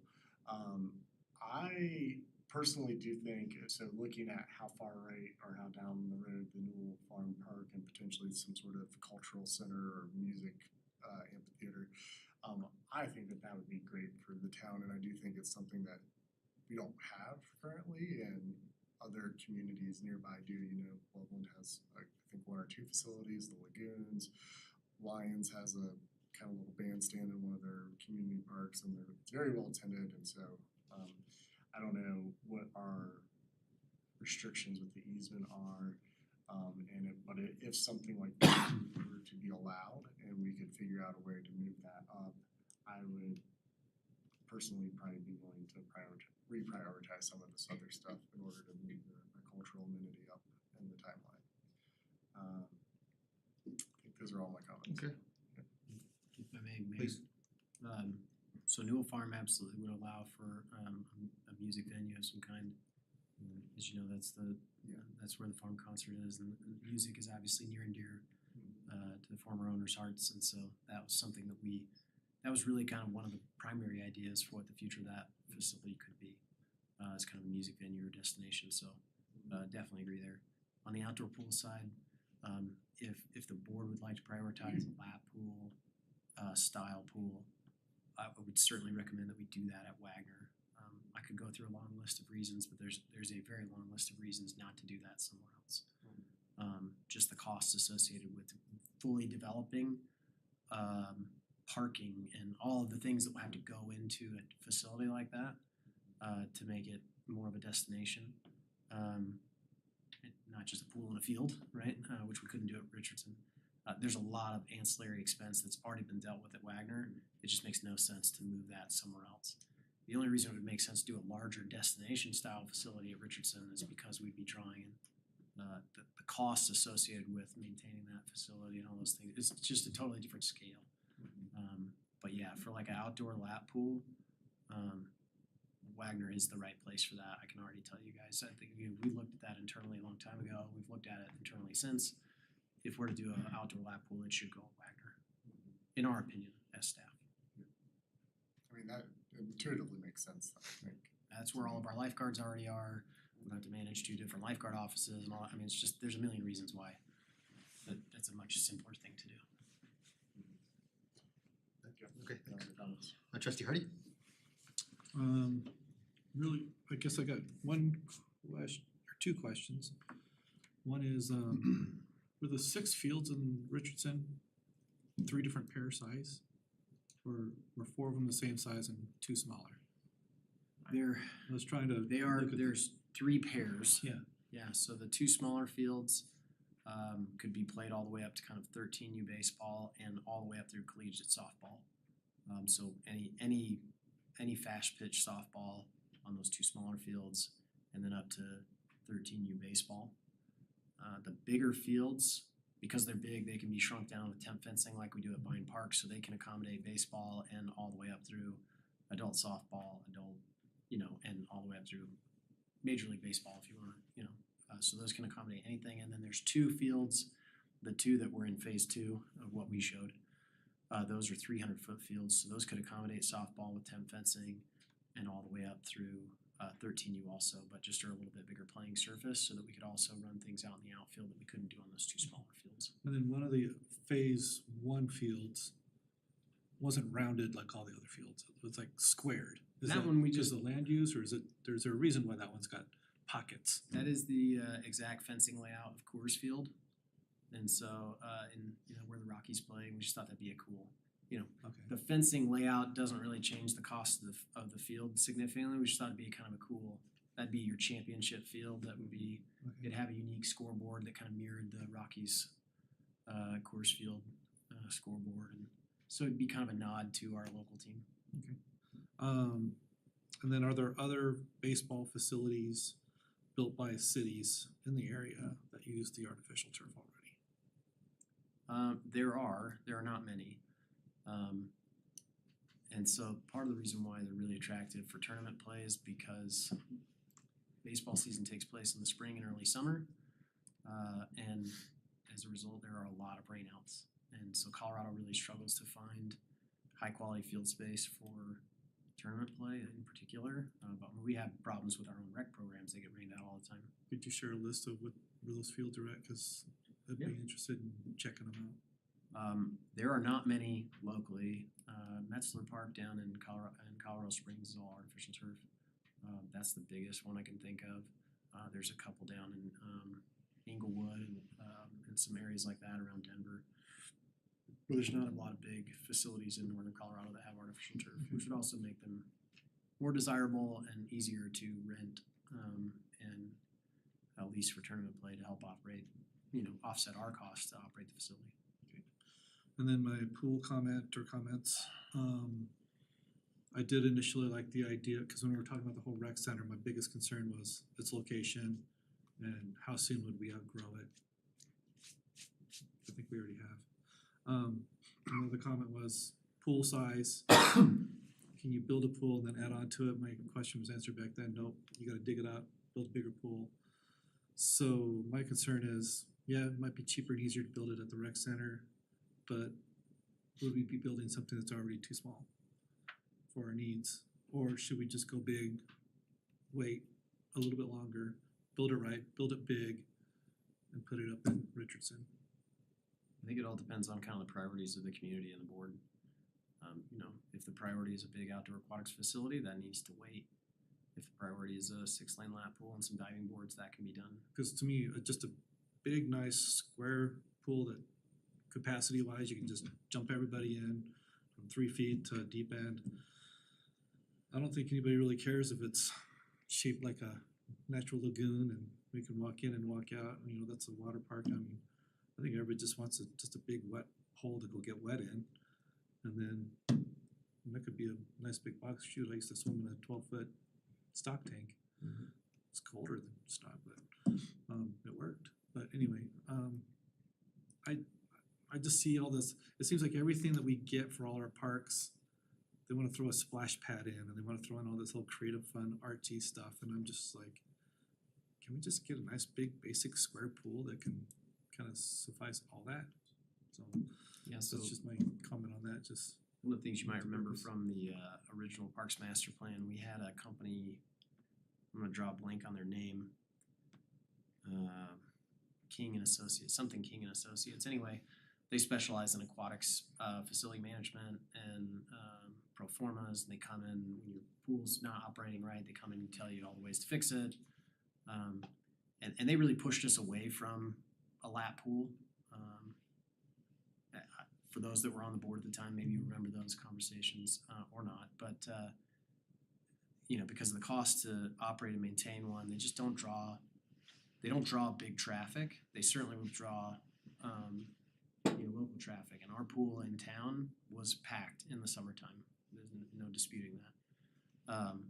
And so I think, as the community grows, I don't see that demand changing dramatically because each of the neighborhoods now are building their own pools. And so as population grows, there's not a bigger demand for outdoor pools, in significant numbers beyond what it was before, because those residents are being served by their local neighborhood pools.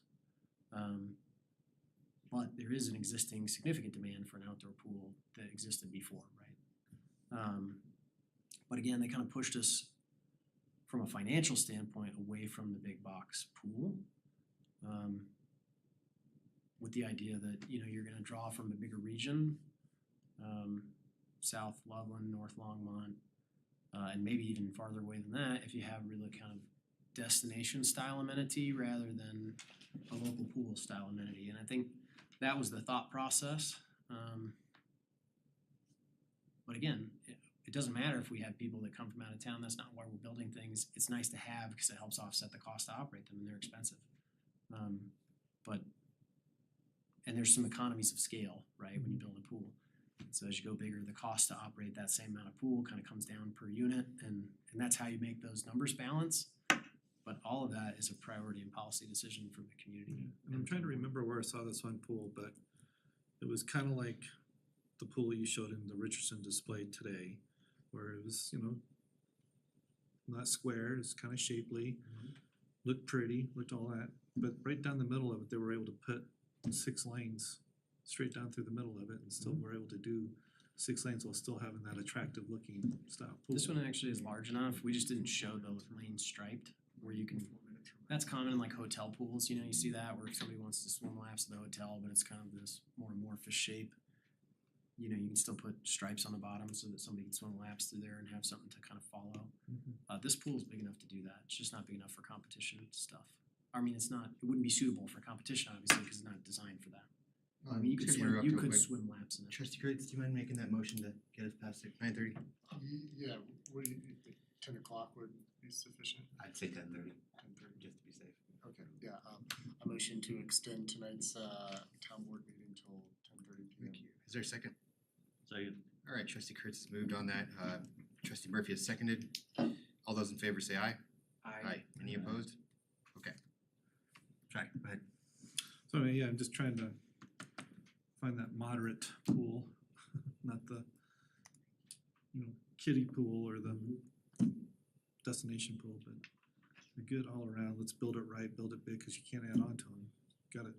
Got one hole to dig and make it last. I mean, the last Berthoud pool, let's see, that was built when I was I think 7 or 8, so it's 50 years old, or almost 50. And I think if it helps the board just kind of compare the two, it is much less expensive to build one at Wagner. It will be smaller in scope and scale. If you wanna build a bigger, more kind of activity, destination oriented pool, that should go at Richardson. It won't fit at Wagner for a lot of reasons. Just the size of the aquatics, but also the parking and things associated with it just wouldn't make sense. I do think we need to rerun the parking numbers at Wagner to confirm that we have enough space to kind of adequately serve the pool, but I think it's probably fine, especially because it's gonna be a little bit more of a local amenity and there's a lot of folks that can walk and ride their bikes to the rec center if they choose to do I'm that. just worried about cramming too much in there. Yeah, we've certainly programmed the heck out of it, and it's awesome and it gets used all the time. It's as you know, it's very popular, so One thing that that's you something we can- can oh, confirm. sorry, go ahead. I was just gonna say, that's something we can confirm, but I really think it's a choice between, you know, kind of a lap style pool versus a kind of a bigger, you call it water park, resort style pool, activity pool, it doesn't matter, whatever, but yeah, I think those are really the two, that's the choice that you're making, and they don't have to be an either or. It can be a lap pool first and a future, we weren't thinking we would build that aquatics facility for 10 years anyways. And so 10 years from now, the next town board might say, that's something we wanna do, and we have that kind of planned. It was important that if we were gonna do something like that there, and a lap pool does not make sense there, in my opinion, for all the reasons we've already talked about. But it made sense that if we were gonna do something there, we had to design it now, because you have to design the infrastructure and the stormwater and the water and sewer and all those, and the parking counts and all that to accommodate that in the future. So knowing that we weren't gonna build it, but that we needed to plan for it so that we didn't, you know, inadvertently prohibit the ability to do that in the future. I was just gonna essentially make that same point. Okay.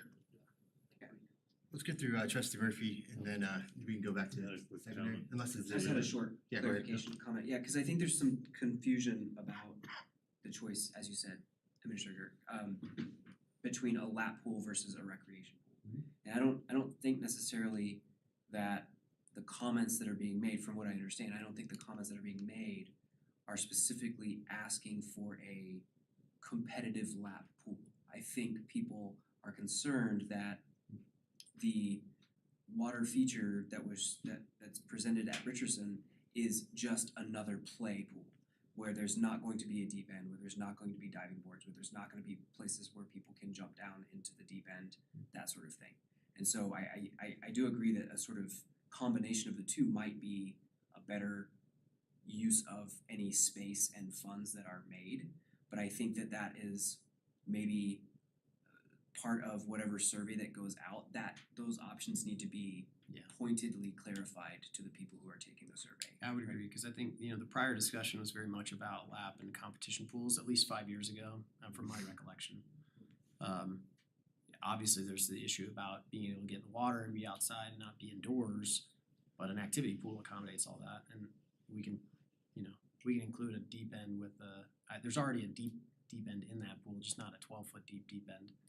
I mean, that's easy to do in the design process, to deepen the pool, and even it's big enough to accommodate some diving boards. So, you know, if the concern is I think there's two concerns. It's timing, right? Can we wait 10 years to build a bigger outdoor aquatics facility?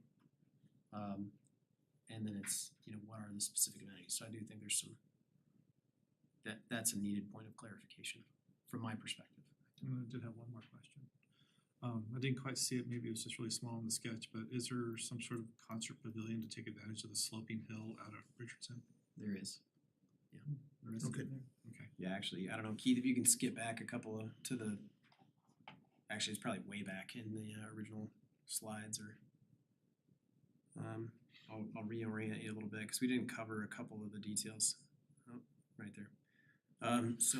There is a lot of turf grass planned at the park, anything that's shaded that darker gray between the ball fields, south of the ball fields. The idea was all that would be kind of irrigated, mowed turf, natural grass. And then a big, natural grass area on the south side of the aquatics. But between the aquatics and the playground, there's what we call the community lawn, just to the left of the cursor, right there. That's a really big space. I think it's hard to kind of gather the scale of this park. It's huge. And so that looks like a small space, but it's like the size of a soccer field, it's big. With the south end of that having a kind of a bandstand. We decided not to do a big amphitheater here, or at least not to design one, because we felt like when we bought Newell Farm, part of the thought process was that would be a music location in the future of some kind, and then maybe we wouldn't need a big outdoor amphitheater. So instead, it's more of like a, raised stage, with power that you could set up a shade structure over, or we could construct one that could serve as a small band stage, but not like a big amphitheater, if that makes sense. So would the town have sound and lighting equipment available so that we could set it up and have bands come in? Because a lot of times when I was booking bands for certain events, you could rent the band for $2,000, but we'd have to supply all the lighting and sound and all that for them, so all they'd do is show up, plug in their guitar. Yeah, so it kind of depends. I mean, the bands that we've hired for like the 4th of July, it's like a full setup. You hire the kind of promoter, they bring the stage and the equipment and the band and everything. There's that way. And so that's kind of in our mind what we would do rather than kind of manage sound equipment. That's not really our wheelhouse. Trustee Murphy? If we could go back to the budget screen.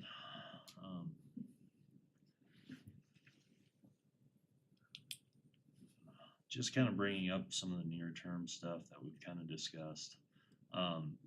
Looking at the 2024 outlook, I think I'm pretty satisfied with our projects laid out for this coming year.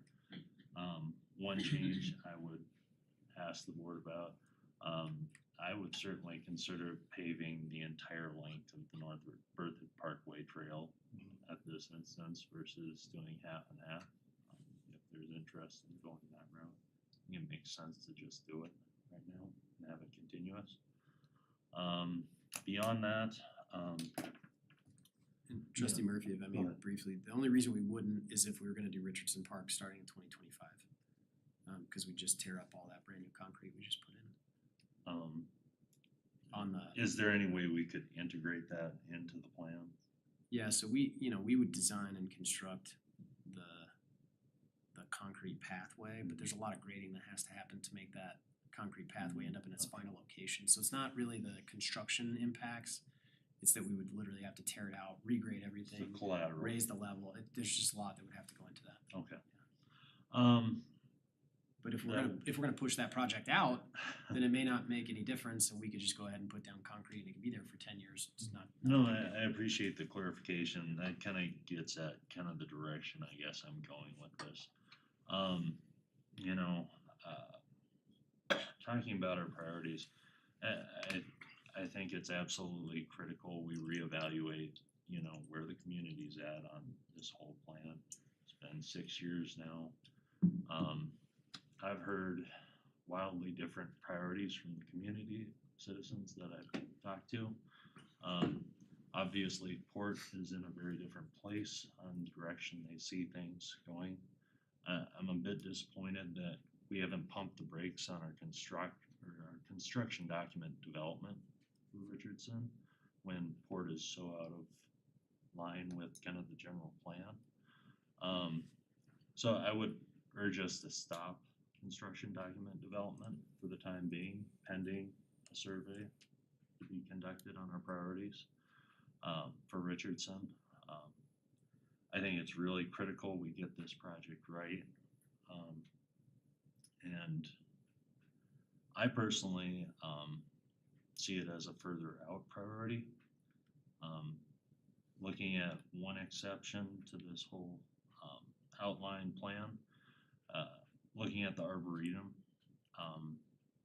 that I guess is something I personally feel we could move forward with.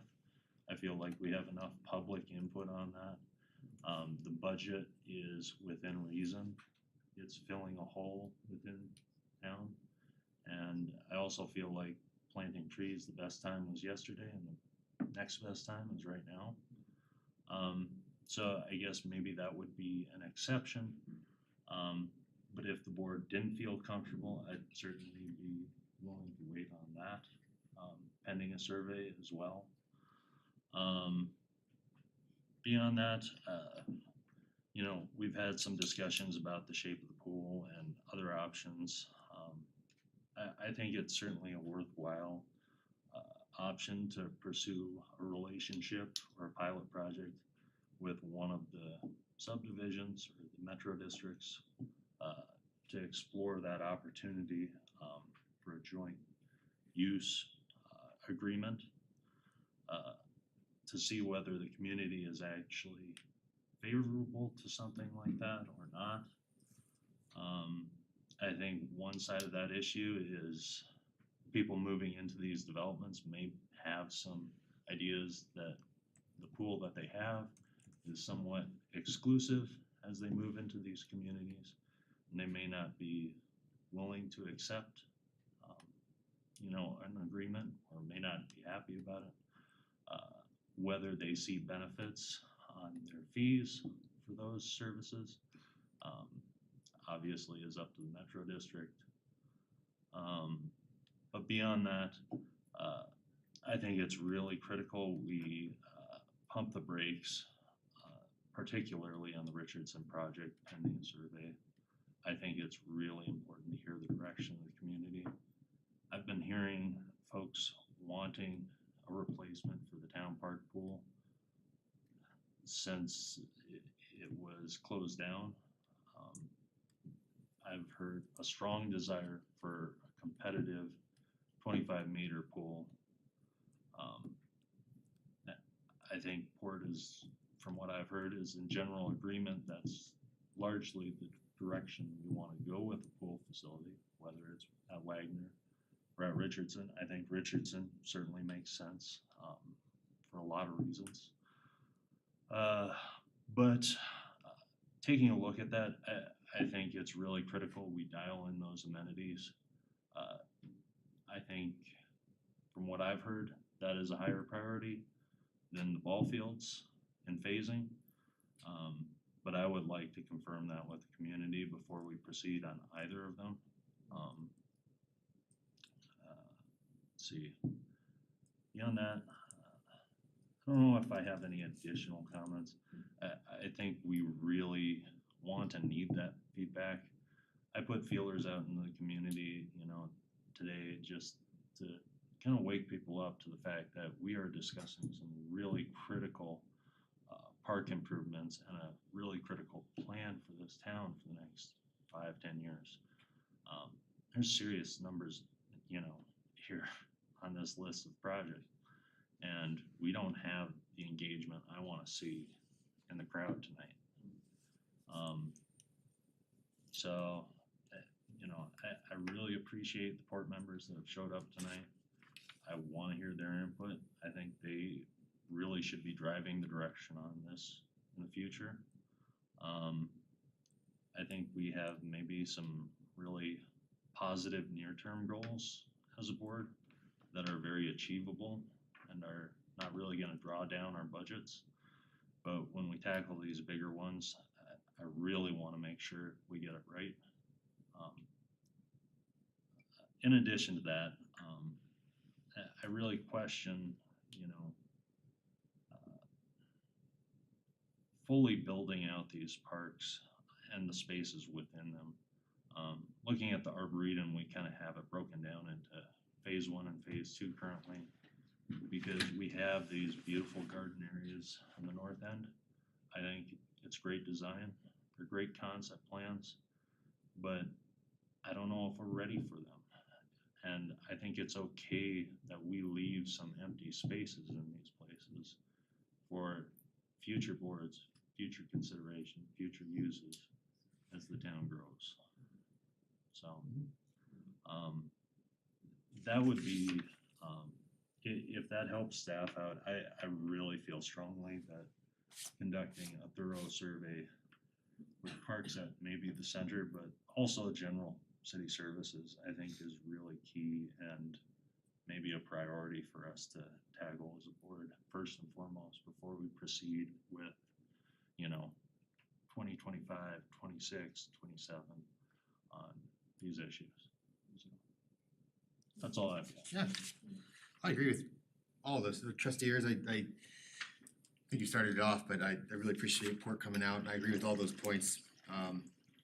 Some hesitation over turf for the health reasons. Also, I don't know, I have some hesitations over, in general, just putting something artificial out there like that. But I do understand staff's points here, and it was good to hear that some tournaments or players prefer it. I guess my feeling about Richardson in general is just, I worry too when we're looking at this as a regional attraction, and when we do this kind of stuff, I think we really need to keep Berthoud residents at heart and not what regional people are looking for. Even though they could subsidize some of that operation, it seems like we might be making some of those amenities at a scale for the region. So it kind of, to me, it's almost self-defeating, or it's serving itself. But unless there's some reason where they're going downtown, I don't know why we're necessarily trying to attract people just to use the facilities. But I'm not totally opposed to it. I just think if that's one of the big drivers, maybe we need to reevaluate that. Also, I think, I would prefer to look at an outdoor pool, and my preference would be Wagner. So it's good to hear that might be an option and could be more affordable. It just makes sense to have all the other amenities around it, and sure, Berthoud might outgrow it one day, and then we can look at another location. But right now, it seems like if there's already locker rooms and stuff and parking, it kind of just makes sense. I share a lot of your concerns, Trustee Murphy. Especially when I see general fund money in use, we just have so many other things that, it's so fantastic we live in a community where we can do all these things right now. But there are other needs, and this is really for Richardson, to have a big regional pool and really serving one, for the most part, serving one sport. That seems like a lot of money. That's not a year-round sport. So I have some hesitations around that. But I guess before, I just ultimately agree with having a survey. I'd like kind of Port and Keith to lead the way on that with the questions. And then maybe it can be brought back before us before it goes out. It doesn't have to be statistically valid unless we want it to, but it could be done like how you guys did Wagner online and go that route. But it would really be, I think it would probably lead towards an outdoor pool as a pushing up at least in the phasing, if not having something with lap lanes and a diving board. Ultimately, I think, Port could figure that out and maybe location options where people want to see it. But that might be really revealing, and I think that would help us out versus kind of just looking at this on a map. So I ultimately, out of all this, I'd like to just look into a survey.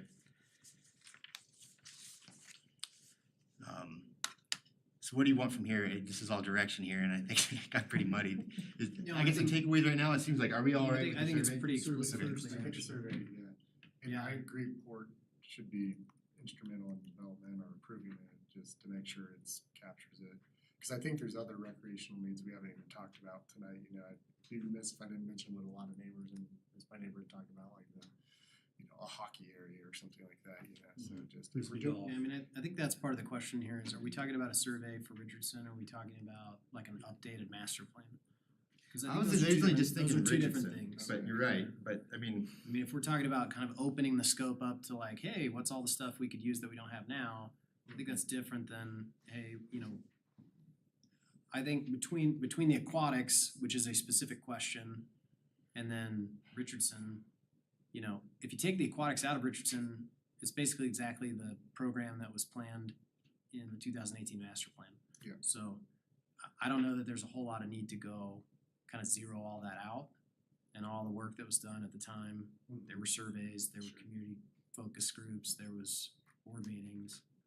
We could zero that out and start over, but we've gone a long way down the road of designing what was originally planned, with the exception of adding a concept for an aquatics facility. As I mentioned before, we weren't planning on finishing the construction drawings for that aquatics facility anyway. We just wanted to get enough information about what could we fit here, what could the scope and scale of that be, so that we can design the infrastructure and the parking and all of that stuff to accommodate that at some point in the future. If 10 years from now, the board wants to build a big outdoor aquatics facility of that scale, now we already know what needs to be done. We have all the parking that we know we need, we have the right infrastructure layouts for water and sewer and electricity, and then we can finish that design at that time, and it could be whatever we want it to be.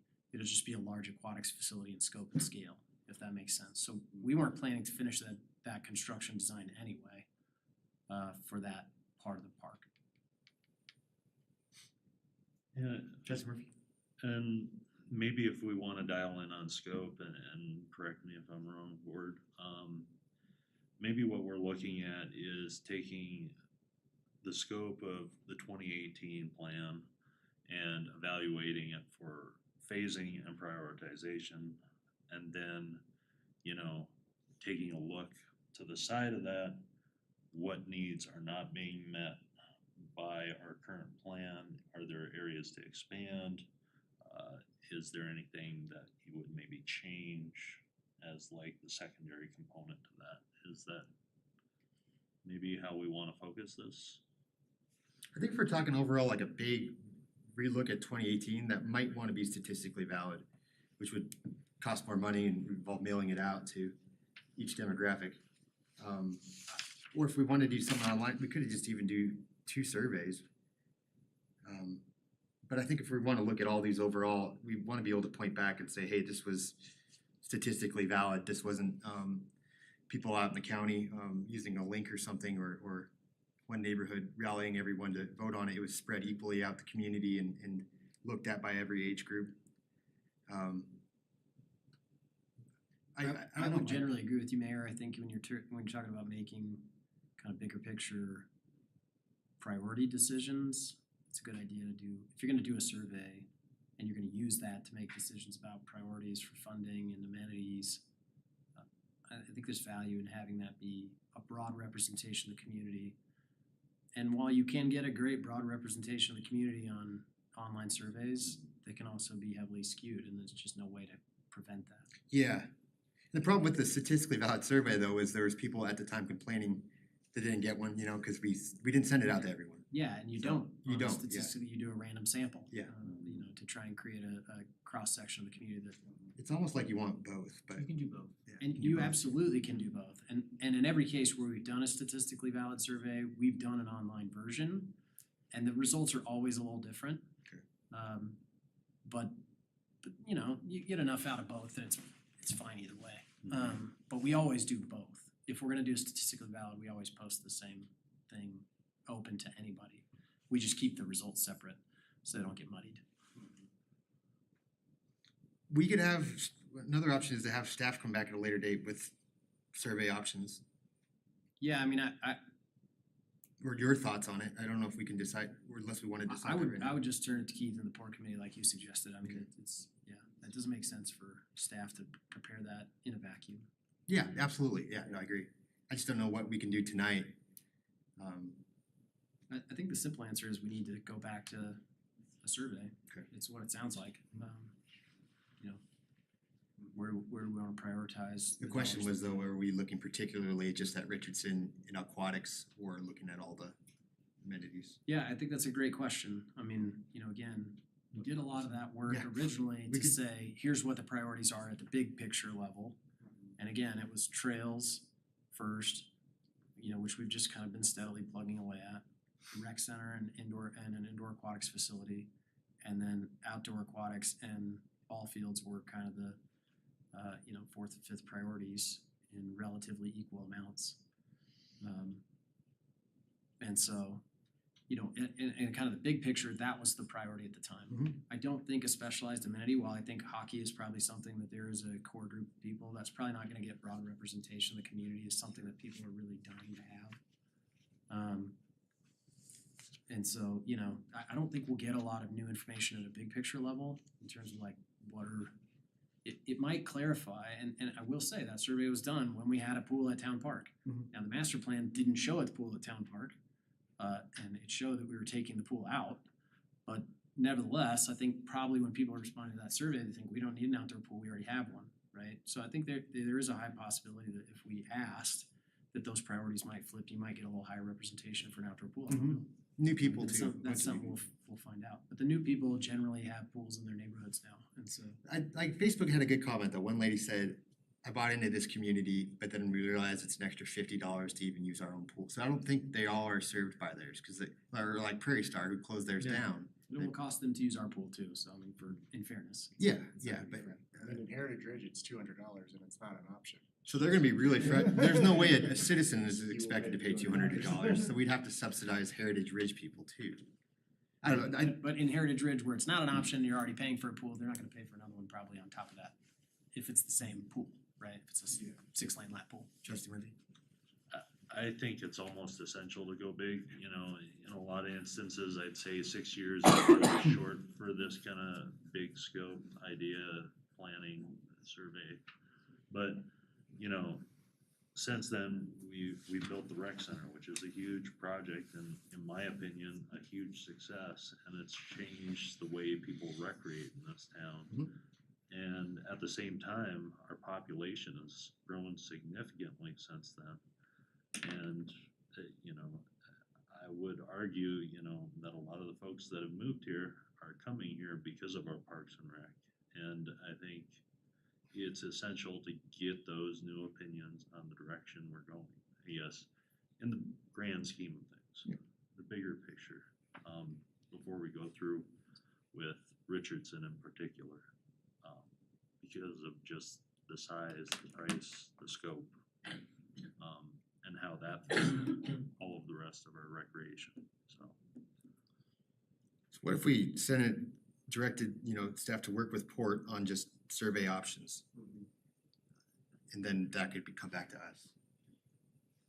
I'm comfortable with that. I mean, I guess maybe my only thought is, so we got 2024 fairly well figured out. It looks like we're gonna spend some time surveying. We just don't know how big.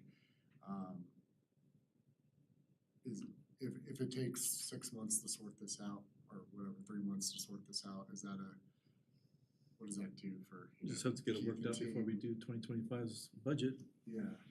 Well, I mean, but if we're even saying a direction of like pause, Yeah, I mean, that's, construction document development, like, I'm just wondering the downstream ripple effect we're causing.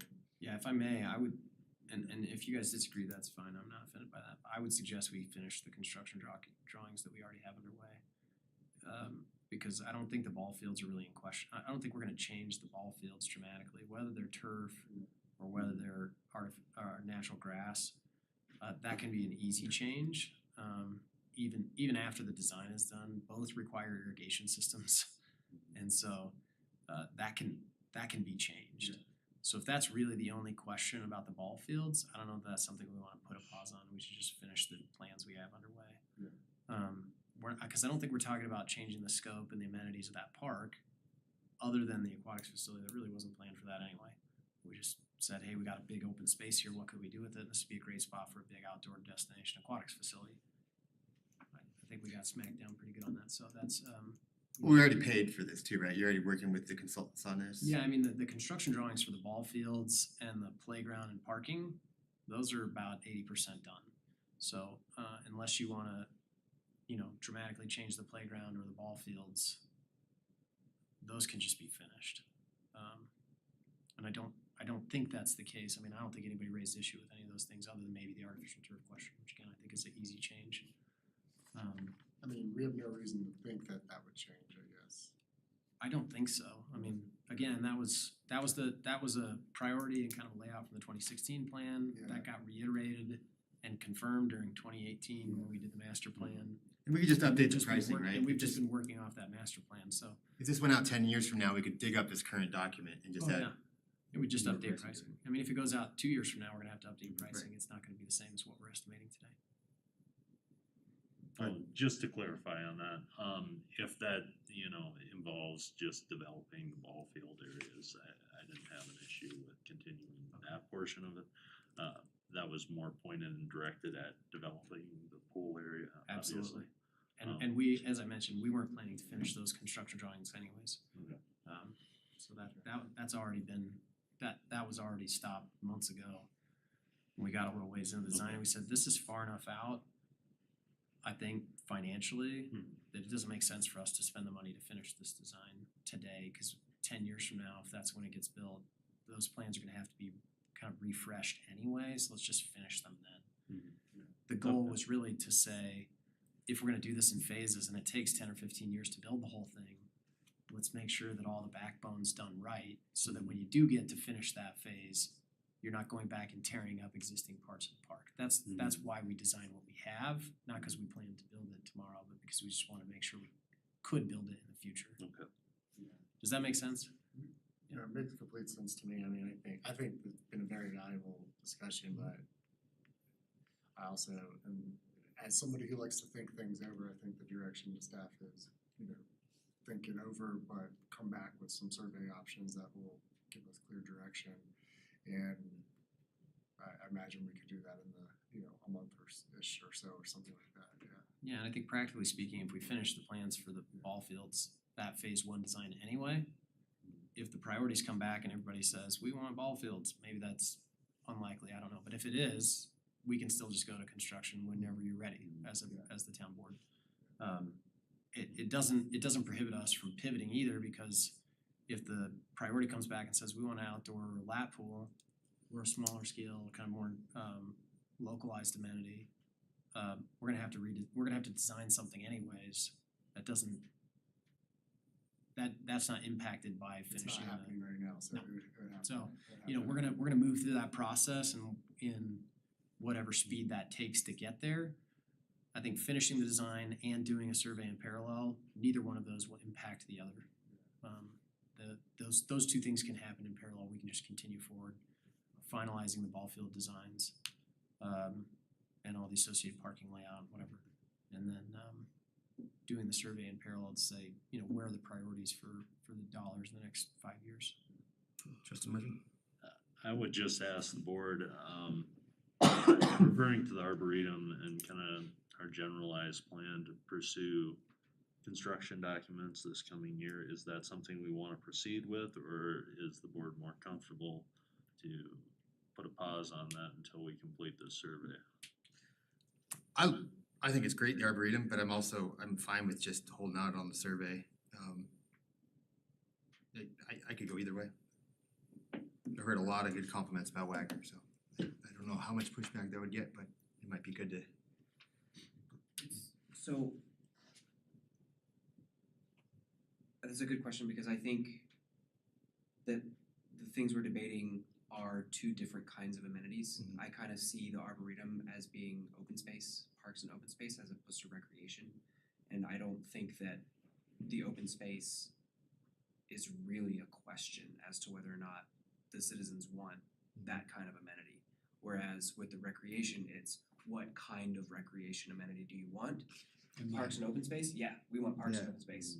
But Good point. do you want a pool, or do you want ball fields, or do you want pickleball, or do you want this or this? Those are things that can be debated, whereas I don't think it's really, like I said, I don't think it's really a debate that Yeah. the Arboretum is like, oh yeah, that's awesome, let's put that there. Good point, so. And that's why I guess I feel comfortable proceeding with that project versus any of our other recreational amenities just yet. Does someone else have their hand? Yeah, I agree, that makes sense, that, Yeah, I The mean, you're not cost gonna change the use if you apply the same logic as the Richardson ball fields. The construction documents for the Arboretum are still gonna be of value down the road. The south end of Wagner Farm Park isn't gonna be anything else anyway. It just, it's yeah. It's either gonna be a farm or it's gonna be something like an arboretum, so I mean, the conservation easement is restrictive enough that it's not like we could turn that into ball fields, so, you know, that, the arboretum is really, I think in our opinion as staff, and I think the community had a super positive response. It's the highest and best use for the south end of Wagner, you know, other than a farm, so. Yeah, so I Yeah, think so I Trustee mean, Murphy's we can- point's probably valid, they just go ahead with it. You know, we need to tell you where we're gonna get that money from. We're gonna need you to kind of approve that, so we can bring that back to you in March to kind of approve the expenditure and where that will come from, and then we'll make the adjustment at mid-year. But we can go ahead and start on those construction drawings now. We have the money to do that. Okay, great.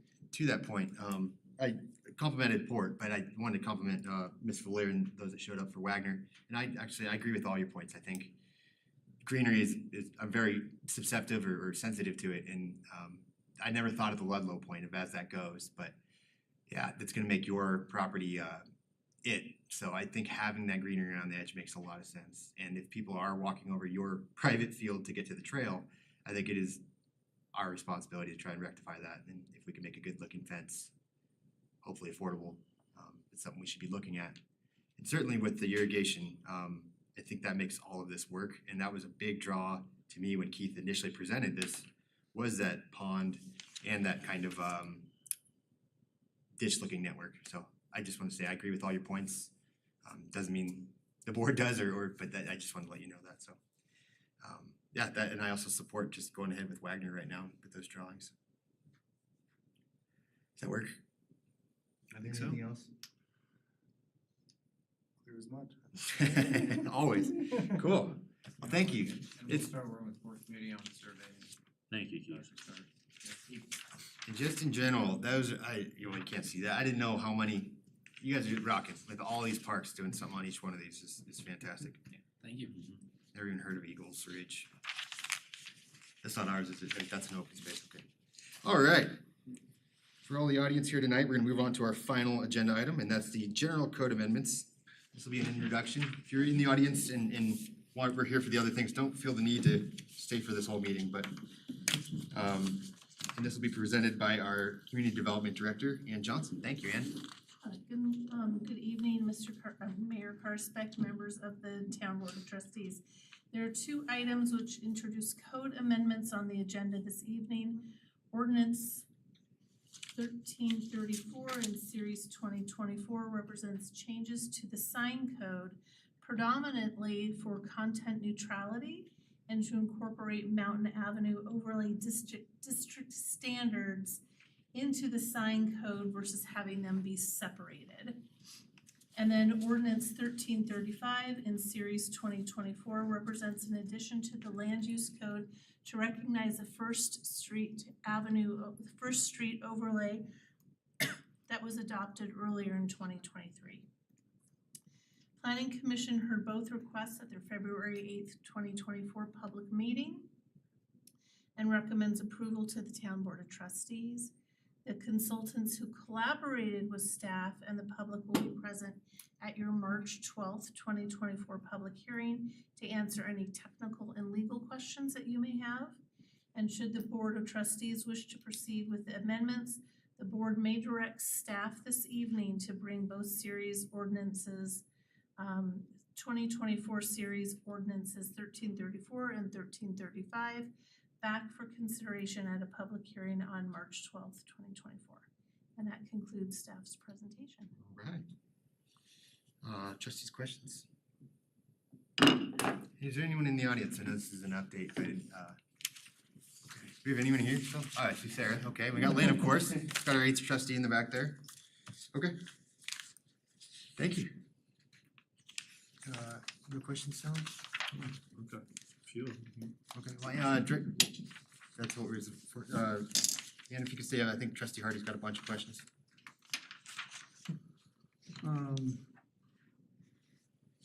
start with section 37-102. You refer to repair, and then in 30-7-108, you refer to maintenance. Would repair and maintenance be considered one and the same, or are you trying to distinguish two different things there? Which are you looking at, 1334 or ordinance 1335? 30-7-102, section A, says sign permit required to ensure compliance with the regulations in this section. Okay, so So the you're talking sign about code. the sign ordinance. Yep. Because there's two different ordinances. Yep, let me get there. I was only prepared for an introduction this evening, so let me get to the information. This is. You have a bunch, right, Tim? Yeah. I mean, it might just be worth having a board committee on this before, you know, these were introduced. We could put in some drafts into it and bring it back to the board. Or I can make my edits and then submit or something, I don't know. Or we could all do it tonight, whatever. So part of the intent of There's got a few in here. What? Part of the intent of introducing the ordinance is to To do do that it. in this public meeting. That way it's out there, everybody reviews it. We can certainly try to answer questions tonight to the extent that we can. Then we bring it back for hearing. Right. That's not an adoption, that's an opportunity to dig into the meat of this, to take that hearing and that feedback, and then either choose to adopt or to amend it and bring it back for adoption. So I think, you know, you guys can choose to proceed however you want through that process. Well, all I'm getting at, We can and tonight, I think a and we hearing can you do would it wanna next meeting. take it a little more seriously, right? Yeah. But I think, I'm just saying with, Tim's probably got a lot of points here. I'm starting to fade. It might just be worth, unless I'm the only one, it might be worth setting up a committee or Tim working with Ann on some of these specific sign issues. Is that what you were saying, Administrator Kirk? Were you saying to get them all out tonight? No, I was saying that we could go through all, you know, we could go through it and kind of the meat of the details in that kind of second reading. Okay. But this is the intent was to introduce the draft. Yeah.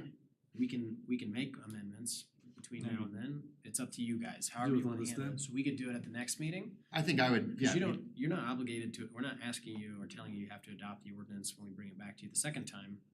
That this is the introduction to kind of alert the world that this is the process, this is the draft. Others are gonna have other feedback, right, cause this is kind of the public introduction of the ordinance. So other people may have feedback, we take all that during the hearing, and you guys choose to adopt with amendments, or have us redraft, right? That's kind of the whole, that's, and we can take comments prior to that meeting too, we just need to go through it in the presentation at the next meeting and say, here's the feedback we received from the trustees, here's any amendments we may have made between the introduction and this, and then we can go through it then too during that kind of I more 100% formal agree. hearing process. Does that make sense? Yep, no, I think Yeah. that's how we handle I'm it. not trying to discourage discussion or question tonight, we could do that too, that's up to you No, guys. I mean, it's 10:10 and I'm tired. I've been. You don't wanna keep rolling, Tim? Oh, I could. I'm willing to push through. I am interested in hearing your points. I just think it might just be, But, you know, if there's an opportunity to redress them later, I can Johnson all do that. excited, she was ready to dive in. Yeah, I'll make sure that happens. And I think we would love to have them ahead of time because we can prepare really thorough answers for you rather than try to respond off the cuff tonight. And then again, we'll just Get them outline what into a those digital were format and then during the meeting share next them. time. Yeah, yeah, that's great, that's And very that way helpful. they can be part of the record. Yep.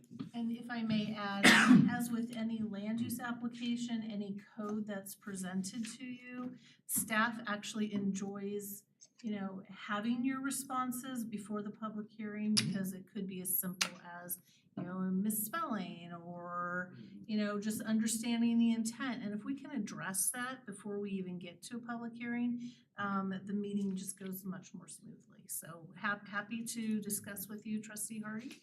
Just give me a call. Okay, yeah, I can either take this document and just make my comments in green and add my own notes to it. It's a PDF, so. Sounds great. If you share those too, cause I'd like to. see Yeah, them too. share with the whole board. Yeah, great. So you can see what I'm getting at.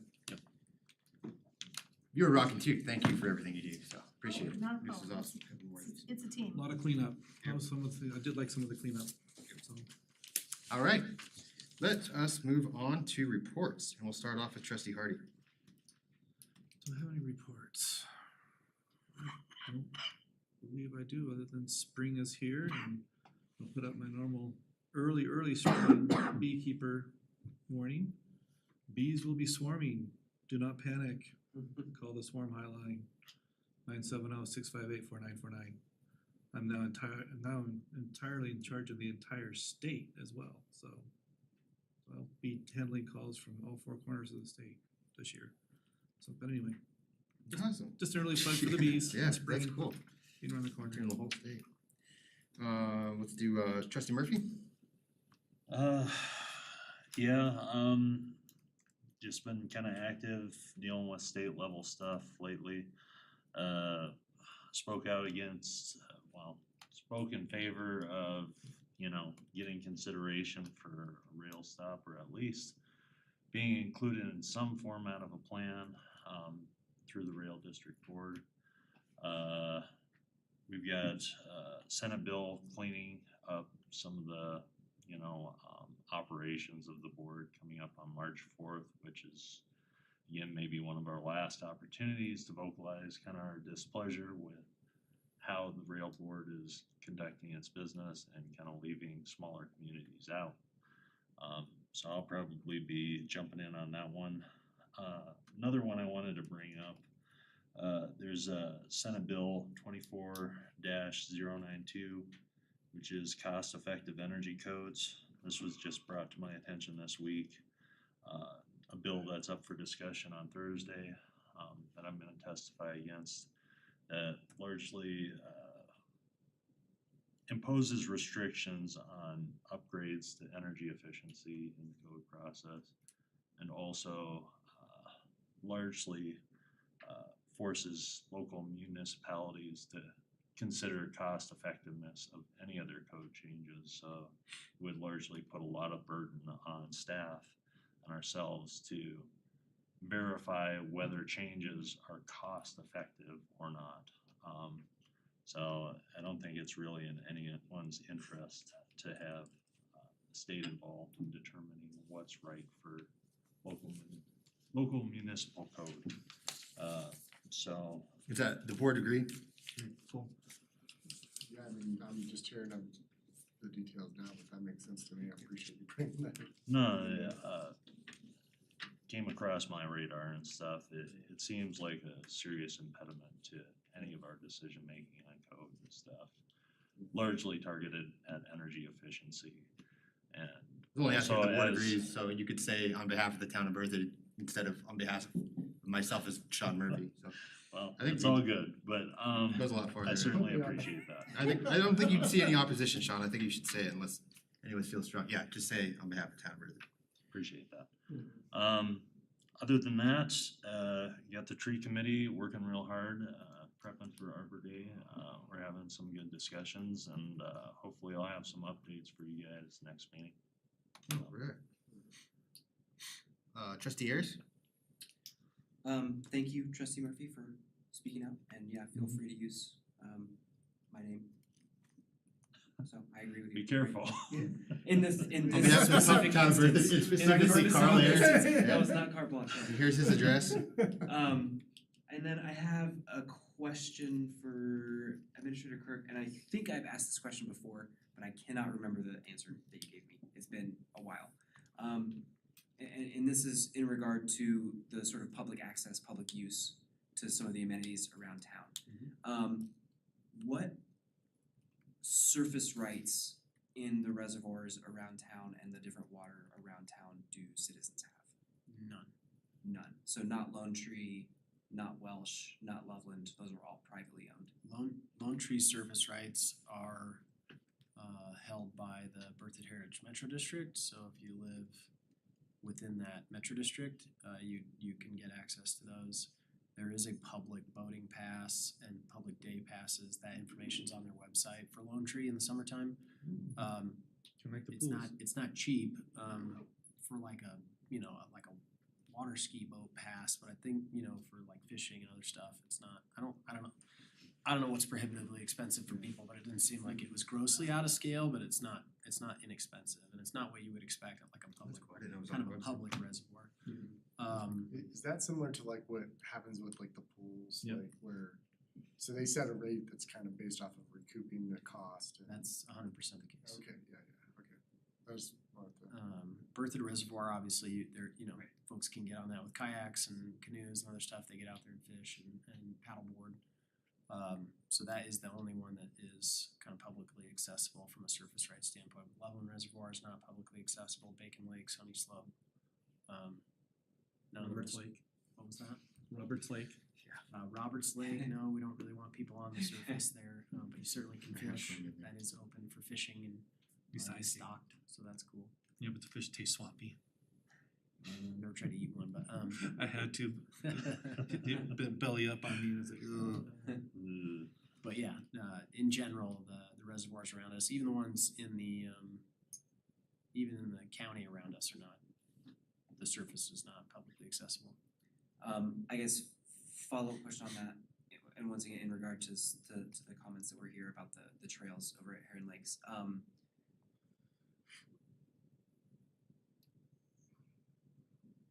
I guess this is a horrible question, but is that public knowledge that Lone Tree is publicly accessible with a fee? I don't know. Is it I would guess that it's not public knowledge that the rec center is publicly accessible to some people. But I would guess that is a significantly larger number of people that do not know that Lone Tree is publicly accessible. okay? Yeah, I agree. It's a mix that I've seen on Facebook, cause back when that was first coming through, I was on, I think on planning commission at the time. They said, cause the Lamar County Parks used to operate it, I used to be able to hike up the ditch to the lake and go fishing there. And then TPC took it over, they closed it and everybody threw their arms up and then they said, oh no, we'll make it public again. But then like he just said, there's a fee involved, it's much higher than what the Lamar County Parks used to charge and access is somewhat more limited. So, it's- wow. It is, but it isn't. $30 for a full day rental for canoes, kayaks, and stand-up paddleboards. This is, I've never, Yeah. I thought I've looked before and I didn't see it on the website, but I guess I didn't look So hard enough. that link's been spreading around in various Facebook That's good. pages and It's the stuff. Lone Tree Lake Club, I think Yeah. is the name of it, but yeah. Okay. That's where you They've can, that's where you can moved it- find information. That used to be really hard to find, it's a lot more easier to find now. So there's less people talking about it on Facebook. And it's Yeah. easier to find because they have the infrastructure in place now, it kind of moved to it. Right, and the only, I don't mean to belabor the subject, it just seems like it's been coming up more and more in different meetings across the last few months and years, is that the public amenities that are supposed to be public are restrictive and prohibitive to the public on purpose, and that doesn't seem like the mission and goal of making things publicly accessible. So I'm just concerned about that moving forward, as we start to grow as a community, to have more and more people cut off either openly or suggestively, I guess. I think it's important to make a really clear distinction that publicly accessible and accessible to the public are two different things. And I think you can define them in either way, you know, and maybe I'm splitting hairs, but the intent is that they are legally accessible to the public, but they are not intended to be public amenities in the same way that a town amenity might be. They're really not intended to be that way. And while they are legally obligated to be open to the public, there is no legal or even intentional obligation that they be easily accessible to the public in just the same way that we would a town amenity, if that makes sense. Okay, So I think it's important just to clarify that I don't want there to be a misconception that they may be being, you know, sneaky or manipulative. They're doing exactly what I think was the intention, but by law, they have to be open to the public. In a Okay. reasonable. You know, and the costs should not be grossly out of scale. You know, and even that is kind of debatable. I don't know, I wouldn't say I'm an expert in the law there, but the expectation is that the fees for a member that's out of district can absolutely be more than and commensurate with, you know, what they might have to pay if they lived in the district. So, you know, like if a season pass to the lake is $200 for an in-district member and it's $600 for an out-of-district member, which is the case at Lone Tree, you know, for kind of non-motorized access. That's probably not that out of scale because most of those folks are probably paying thousands of dollars a year to be a member of that district. That's what their taxes are paying for. So, you know, $400 difference, maybe that's not out of scale. Does that make sense? Right, yeah. Yeah, I'm trying to figure out the 30-day thing is for in district or out of district. I'll just email this guy and copy you guys on it. Dave McKenna. I think the rental itself is probably the same either way, but the pass is different. So you need the rental and the pass? I think so. I think that's how that works. That's prohibitive. But I don't know, it's probably worth calling. Don't let me speak on behalf of the Lone Tree Lake Club. To Mr. I don't know McKenna, the okay. specifics. That's my idea, thank you. Trustee Kurtz? No reports. Awesome. Thank you to Trustee Murphy and the 9 News interview. Yeah, we talked, me being on the district, probably didn't make sense for me to rail against people I'm still be working with, so it was good to have Sean on there, did a great job. Posted yet? Sure, I'll send you a link. Just got it from a lady that was like, this is incredible, we're on the map. I hope so. What else can I say? Oh yeah, I don't know that CML thing coming up with all these dates on it. Do you have those off top, this CML district meeting? I can tell you what they are, I don't have them off the top of my Okay, head. well, I have my computer right here, I can tell you. That'd be great, I was just gonna I try just and, have to look it up. and then also if anyone wanted to go to that House Neighborly Service benefit, just to let Chris know. And preferably by tomorrow, if By you tomorrow? haven't Okay. already. And that's all I have, I'm sure I have more, but I'm kind of fading, so it was, thank you. I do have one more thing that I just remembered. Yeah, I go sent out that article on the water purchasing on Longmont and all that stuff. I just remember seeing something else on 9 News that they're gonna be having a 3-part series on water, which looked kind of interesting and kind of relevant to educating us further, so just keep an eye out for that maybe. It's a meeting? No, it's a 3-part like mini news story Oh, it's a news story, okay. about the watershed and how we need to conserve and how much gets to California and the whole On the- Colorado on the River Colorado thing. River Basin and Inland Basin. Yeah, that auction, just FYI, there's another auction tomorrow, so. Yeah, it's always interesting when these big, large share purchases, opportunities come off, because typically CBT units are kind of dealt in like smaller numbers, you know, like 5 units here, 10 units there. It's not completely out of line for these, it's not atypical, but it just doesn't happen very often that you get 90 units coming onto the market all at once, you know?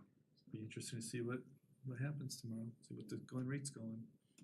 I just had a quick. Should go there just. The going rate's cheaper than what it has been based on the last auction, so The prices 100,000 were unit? lower, yeah. they were significantly lower than what we paid previously, so. Just had a quick question. Did you have any issues scheduling the Rocky Mountain Conservancy? No, we have them scheduled for March 12th. Thank you. That'd be good. They did ask for an hour for the presentation, and I made the executive decision that they should be limited to 30 minutes. I hope Thank you. that's all right. That's just too long. I actually told them 20, and then they were like, "We normally do an hour," and I was like, "No, we're not doing an hour." There's gotta be time for questions too, so 20's perfect. That was my thought. Yeah. 20 minutes for presentation, 10 minutes for questions, but I Don't asked her to talk keep it to fast. 30, so Thanks, Chris. absolutely. That's all I have. Staff? Mayor Kirschbeck, I'm having a hard time finding the CML. Okay, no, that's fine. I was just trying to remind the board, See if I but can I should have forward had it handy too, so I'll forward it along in case anyone wants to attend. But the only thing I wanted to mention, Mayor Karspec, you saw the email, but I don't think it went to the rest of the board yet. But through the work of Ann and her team, we did get a grant through DOLA Oh, yeah. for a housing diversity plan. Oh, I thought that went to everyone, I'm sorry. $100,000 plus, I think. How much was it off top? That's all, like $622. yeah, slightly more than 100,000. Great job. So Thank you. that's awesome for us to be able to do some of that planning work on somebody else's time. So Nice. we'll be kind of working forward with that. And, anyway, so big. Does that big come from us kudos to opting Ann and into her team. 231? What was that? Does that come from us opting into 231 that we could apply for this grant? I think this was through the Energy Impact Assistance Program, which is kind of a separate Oh, pot of okay, so money. nothing to do with it. So Oh, cool. yeah, it ended up just being a So separate speaking of deal. affordable housing, Great. there was that modular home complex going up at 287 and Highway 60. Mhm. Is that Campion or is that Berthoud? It is not Berthoud. Okay.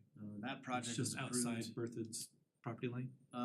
It's actually pretty far outside, but it is in our growth management area. It's a long and sordid tale as I understand it, but that project was approved by the county years and years Okay, ago. that's what I thought. They are tied into our sewer system though. They're within our That's- sewer, that's a they're concern within for our us, sewer conservative. service boundary. We used to have a water Because district it's- out there too. Oh, really? Yeah. Is it a age-based neighborhood? Is it like a retirement? line? No, I it's don't just think so. a- I think it's just a It's a mobile home. champion home, modular home Okay. development that they bought the land quite a few years ago. I remember talking to Kurt about it when I was on planning commission years ago. And they're finally put the infrastructure streets in Yeah, it, it's so like- I just couldn't remember where the city line of Berthoud is for resident versus just outside or not. Is there a whole first lane? street Our there. boundaries stop basically where the 287 turns to go north. And they don't go east at First Street, so it's kind of that, where Pro Swing, the baseball facility, that's kind of the northeastern limit of town. Okay. North of 287 is the railroad tracks and Prairie Star, but north of Prairie Star, That's camping. that's Campion. They're all in our sewer shed too, and in our sewer service territory, but they're not town residents. Anything? That's it for me. All right, thank you, everyone. I'll go ahead and adjourn the meeting. Have a great night. 5 minutes to spare. Yeah. Oh, yeah, perfect, trustee Kurtz. You said 10:30. Yeah, it's 10:27.